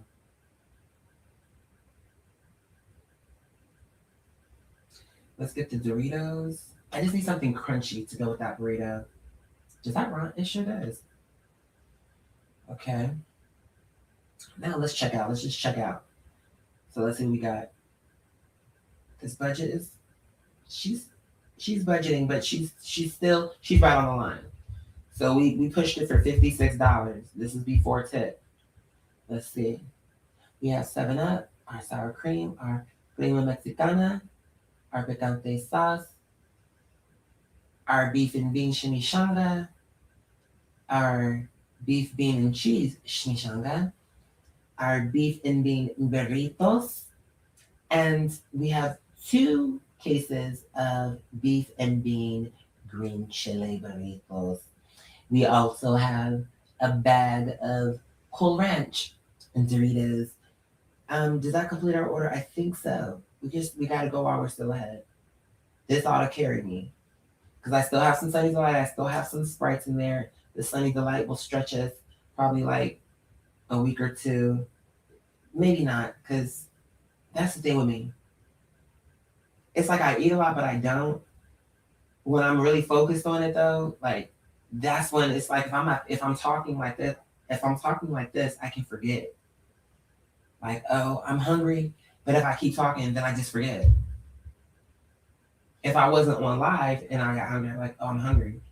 And then I can sit here with a bucket of chicken salad and a whole box of crackers and eat the whole thing. Because now I'm thinking about it. And then it's like, oh my God, you kept putting this off and now I'm hungry. Silly. So funny to me. I'm not gonna always eat like this. I know my mother would like for me to get now someone's gonna say, oh, it's cheaper for you to make the food, but that's not true anymore. It is cheaper to get the processed food. I'm not saying that's good, I'm just saying that's the truth. Because if I was gonna say, okay, I want to make a chicken Alfredo and do it the way I wanted to, with the spinach and just the way I would make it, that would be more than this. Because I would need the chicken, the sauce, the this, the peppers, just the different things, plus the juice and the garlic bread. So now it's like I would want to do that, but truthfully speaking, and honestly, it's also this is just quicker. But the truth is it's also cheaper, in my opinion. Someone's gonna say no, but 5 bags of burritos that come 8 burritos in a bag, plus the sour cream, plus the table cream, plus the sour cream, plus the Sprite, all of that for $56. These days, to make one meal can cost you $56. I'm telling you the truth. From the pasta to the chicken breast cutlets, and then before you know it, $12. Okay, the pasta might have been cheap, but then the vegetables and the this and the that and the cream and then the ranch with the corn and all that adds up. You're paying the same thing. Only this is one meal. That might can stretch you 3 days. This, unless I go to one of them things where I just start, I'm like, oh my God, I'm so hungry and I eat like 4 burritos at one time, which that's rare, but I mean, not literally one time, like there's 4 burritos on the plate, but like I'll eat one and be like, I'm so hungry. And I'll just keep eating them. Not like to greed, but like, it's like, okay, now I feel good. I'm not starving. But I'm telling you, chips, 5 bagger, but they design it like that on purpose. And actually, I made a mistake with this because I didn't want 2 beef and bean burritos. I only wanted 2 beef and bean green chili burritos. So actually, the price just dropped down. So thankfully, I caught that. Um, but my point is, they structure it like that. But ultimately, inshallah, I'll get to a point where I can have someone cook for me or I cook for myself, and the food will be better, inshallah. But right now, this is what the budget can afford. And thankfully, this is food that I actually enjoy. Like, but I will be able to walk away from eating these type of foods. I mean, I'll still always eat the shit that I like, but it'll be the ratio will be totally reversed. Like it'll be more healthier food that I enjoy that tastes good, but it'll be fresher. It'll be better for you. This is just what I'm doing because I'm like, I'm just trying to, you know. I think, and we didn't go greedy with it. We kept it simple meals, a bag of chips, a big family bag. I think this is the family bag because I don't want the small one. Hold on. Yeah, we need the family bag, bitch. Sorry. We're doing one bag. It need to be a big one. We need the family size. Let me just type party size is what I'm saying. Yeah, we need party. We need a party. I don't want the small one. The small one does make sense. I eat too much. Like when I actually am eating, I can eat. Truthfully, I can even eat that party size in one sitting, but I'm like, don't do that. So I'll split it between 2 sittings. One time I'll open it up. I'll eat. I really should order 2 bags, but I'm gonna just order one because I'm telling you, I can eat this in one sitting. But it's like, you're like, oh, what do you do to stay in shape? I'm like, honestly, okay, between me talking and forgetting. But that's the thing. I'm not on with y'all. Sometimes I do those long shows, but let's say if it's 3 hours, 4 hours, the rest of the day, then it's like, okay, I need to eat something. But then once I start eating, it'd be like,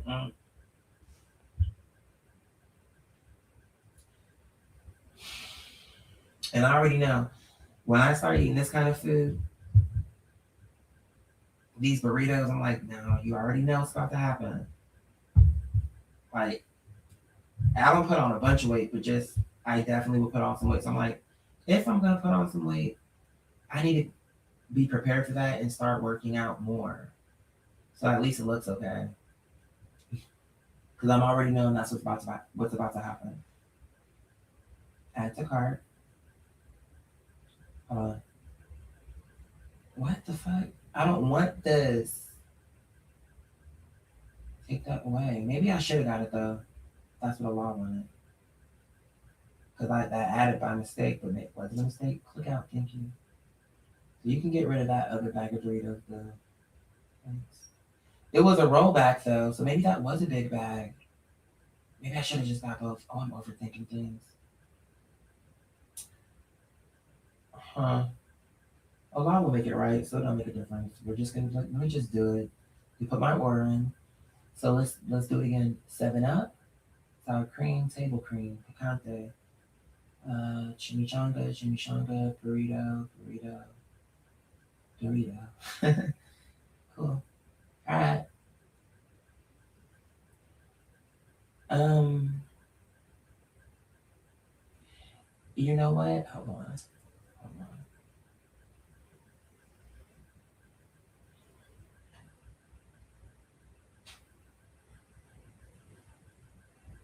I will add this.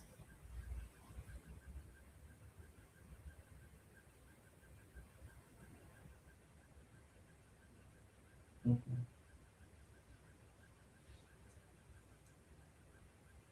Like I want to get back into my, like, I just be doing like light things, but for me, since my body doesn't like this thing that Allah has allowed for me to work, doesn't ask for a lot. So it's like when I do little things, drink water, take these little vitamins, the gummies and all this other shit, I'm like, I just feel like I know that it's appreciated, and I really wish I could afford that more. Okay, check out. Let's go. I'm not missing anything, sweetie. Thank you. You that worked once, and I went back and got it. So don't tell me twice that I forget. No.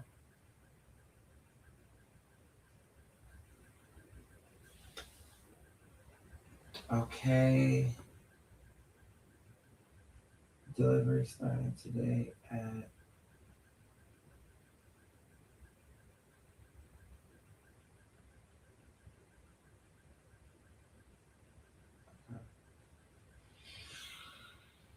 I need to call the weed man next, and then I'm done.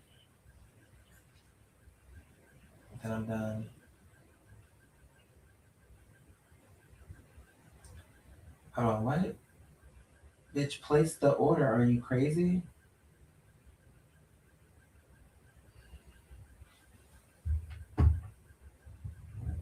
Sorry, you guys.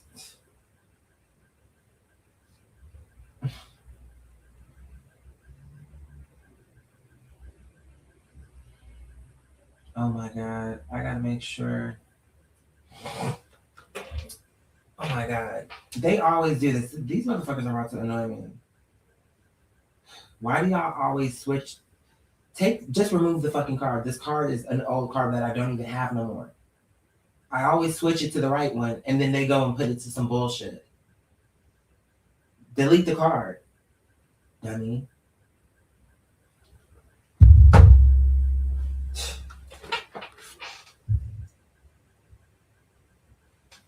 I would have. Good thing I looked at that. I've been over here thinking, oh, the food is on the way, and then the order never went through.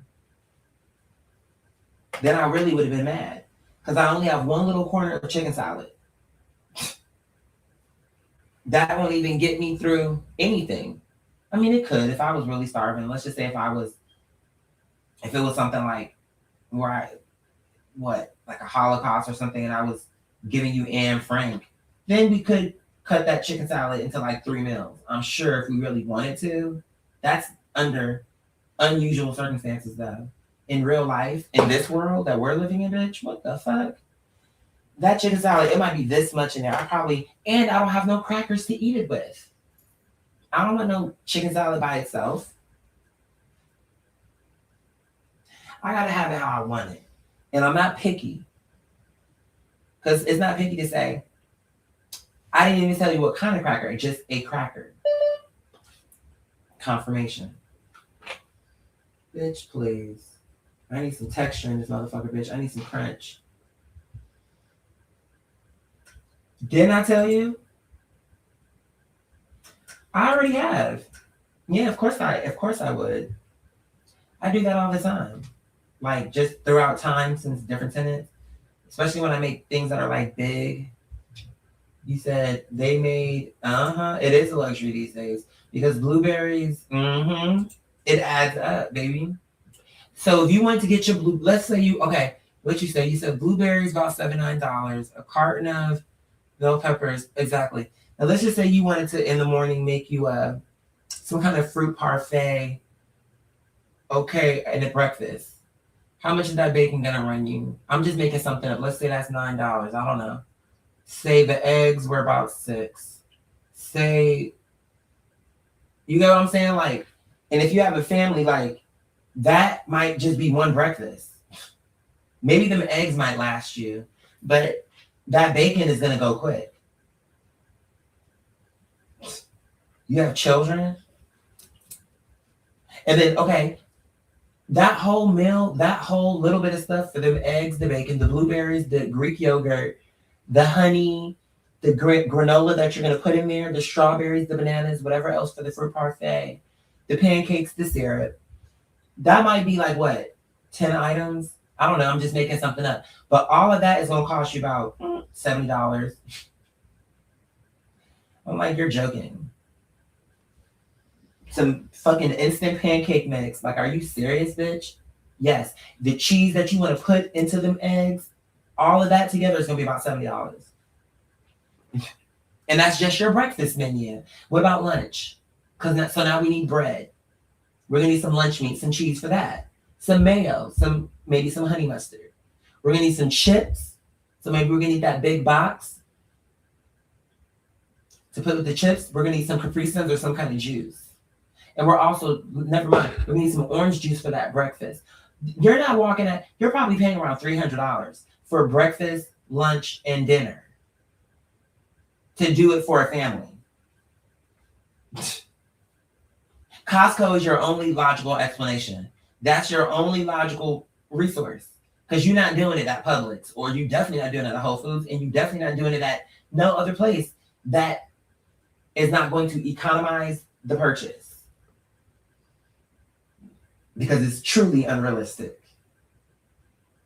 It's too expensive to even just be alive.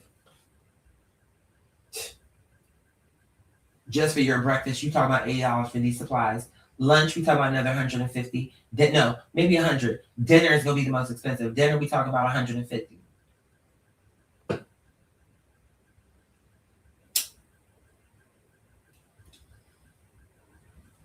And you're dropping this fee multiple times a month.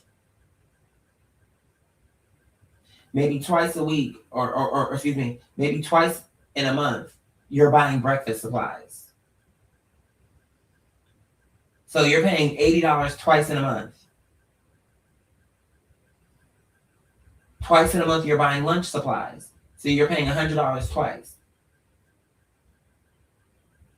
Twice in a month, you're paying $150 for those dinner supplies. So you're paying $150 twice. And when you put all of that together, it's fragmented so you don't see it up front. But when you add it all up, that's a lot of money for food. It don't seem like it because it's like, oh, twice a month I paid $80 for breakfast. Until you start breaking it into breakfast, lunch, and dinner and understanding you pay twice each time. At least, by the way, that's a minimum. It could be more than twice. I'm saying twice just to keep it simple, but it could be more than that, depending on the setup. If you have more children, they'll let you have animals too, baby. Oh, girl. That's the $30 right out the gate for that big ass bag of food. Because even if you have a small dog, they're going to still price it expensive. I paid $30 for my bag of food. You paid $30 for that fancy feast because it was fancy. Girl, they going to still mark it up. Yeah, your dog doesn't eat as much, but we still had to look at how cute we put it. And we put it in broth.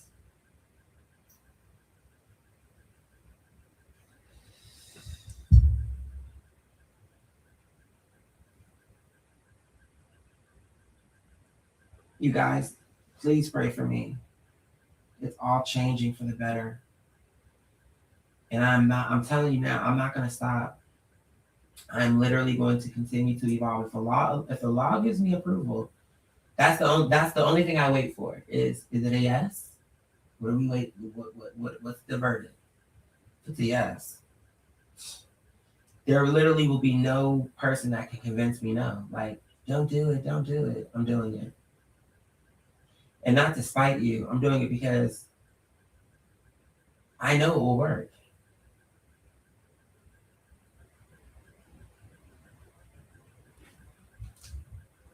That you meet the right people. Yeah, thank you, my Scorpio brother. I'm assuming, is that you in the picture? I don't know. I don't know if that's you or if that's just the picture you're using, but you said like a quality meal with all the correct ingredients. Exactly. And then what about them spices? Because we haven't even talked about that. When you go to the spice section, I mean, and okay, $3 here, it's seeming like it's not costing that much until you realize you have 5 of these in your cart. Turmeric, oregano, rosemary, just all this shit. And it's adding, girl, I'm telling you, I'm like, they do it like that on purpose though.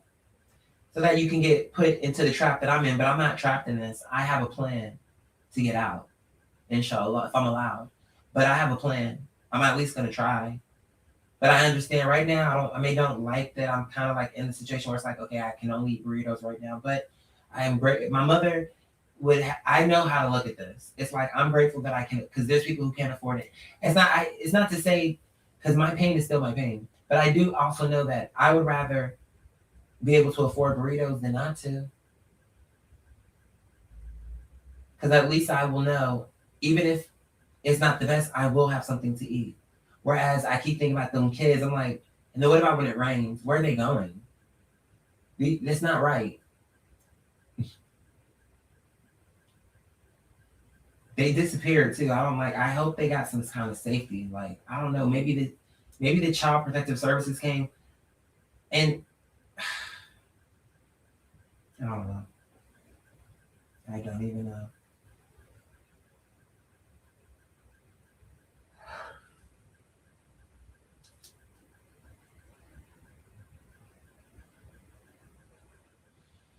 I've been sleeping better because I've just been literally saying to myself, like, whatever work is not done tonight can wait. I'm in a different headspace. Like, inshallah, we'll do it in the morning. We put in a lot of work today. Like, I'm just nicer towards myself. I've always been at a level of niceness towards myself, but it's just more evolved. Where it's like I just more quickly see a truth about something and just I'm like, no, or yes, or whatever the thing is, but let's go in this direction. Like, and I'm very decisive and clear.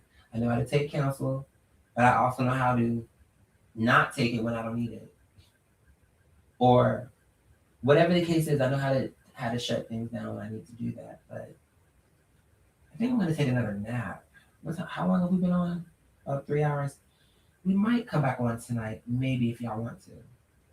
Um,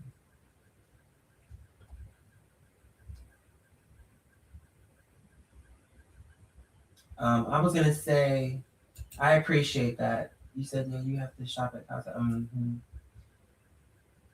Mm-hmm. Mm-hmm. I was gonna ask if we could for people. I'm not against that if it's sincere, especially anything that's revolving prayer type shit, of course. I will never refuse someone giving me sincere prayers, especially Lord, bring him towards the right people who have the fighting spirit and who are willing to engage this, like, and who will not be intimidated midway in the battle and be like, oh, it's too much. We can't do it. Like, of course, please, please, by all means, like, I'm not going to tell you no. Of course not. Like, at this hour, we need especially any sincere prayer. At this hour, at this time, yes. You said even going out for dinner isn't like, no. Everything is different. And I feel like every generation says that, and maybe because it's true. I mean, change is going to happen, but which is inevitable. But I think the question is it good change? What kind of change are we bringing forward? You know? So I appreciate that. I really do. I think I need to take me a nap. I didn't get anything sweet though. I said I wanted a donut or something. It might not be too late for me to add a donut, like maybe some chocolate glaze. Problem with me with sweets and stuff like that is I'll eat the whole bag tonight. So nah. Allah was like, another time. I left it off for a reason. Cause yeah. So I'm going to probably take a quick nap. I might come back on later. If I do not, number one, enjoy your weekend. Number one. Number two, if you're going out, whether it's anywhere, it doesn't even have to be the club, just because I'm saying anywhere. It could be Costco. Any place that you're going to be going where you'll be on the road, please be careful. Out here, the weather's been up and down, rainy, not rainy. But whether it's clear skies or thunderstorms, be careful. Take your time. Don't be rushing. All right. I love you guys. Y'all take care. Mother Tay, send my love to the family. You all take care. Thank you so much for your contributions, Mother Jessica. Let me see who we had.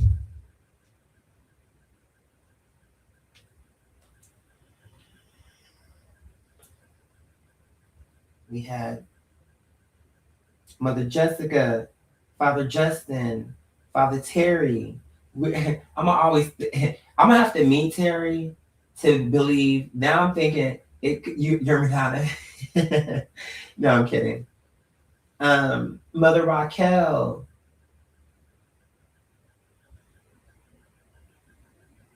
I love this name. Kalechi, Mother Lashonda, Mother Lanasia, Mother Chelsea. That was between today and yesterday. I just wanted to, I think it was, I love you guys. Oh, I didn't heart this? Forgive me. Mother Rosie, Mother Autumn, Grayson, of course, Darby, Father Brandon. I just want to, even though some of those were older, I still think they were worth recognition. You know what I'm saying? Because I'm like, I don't feel like I gave a shout out to those. I love you so much. Take care. And I'm going to catch you on the flip, all right? Inshallah. All right.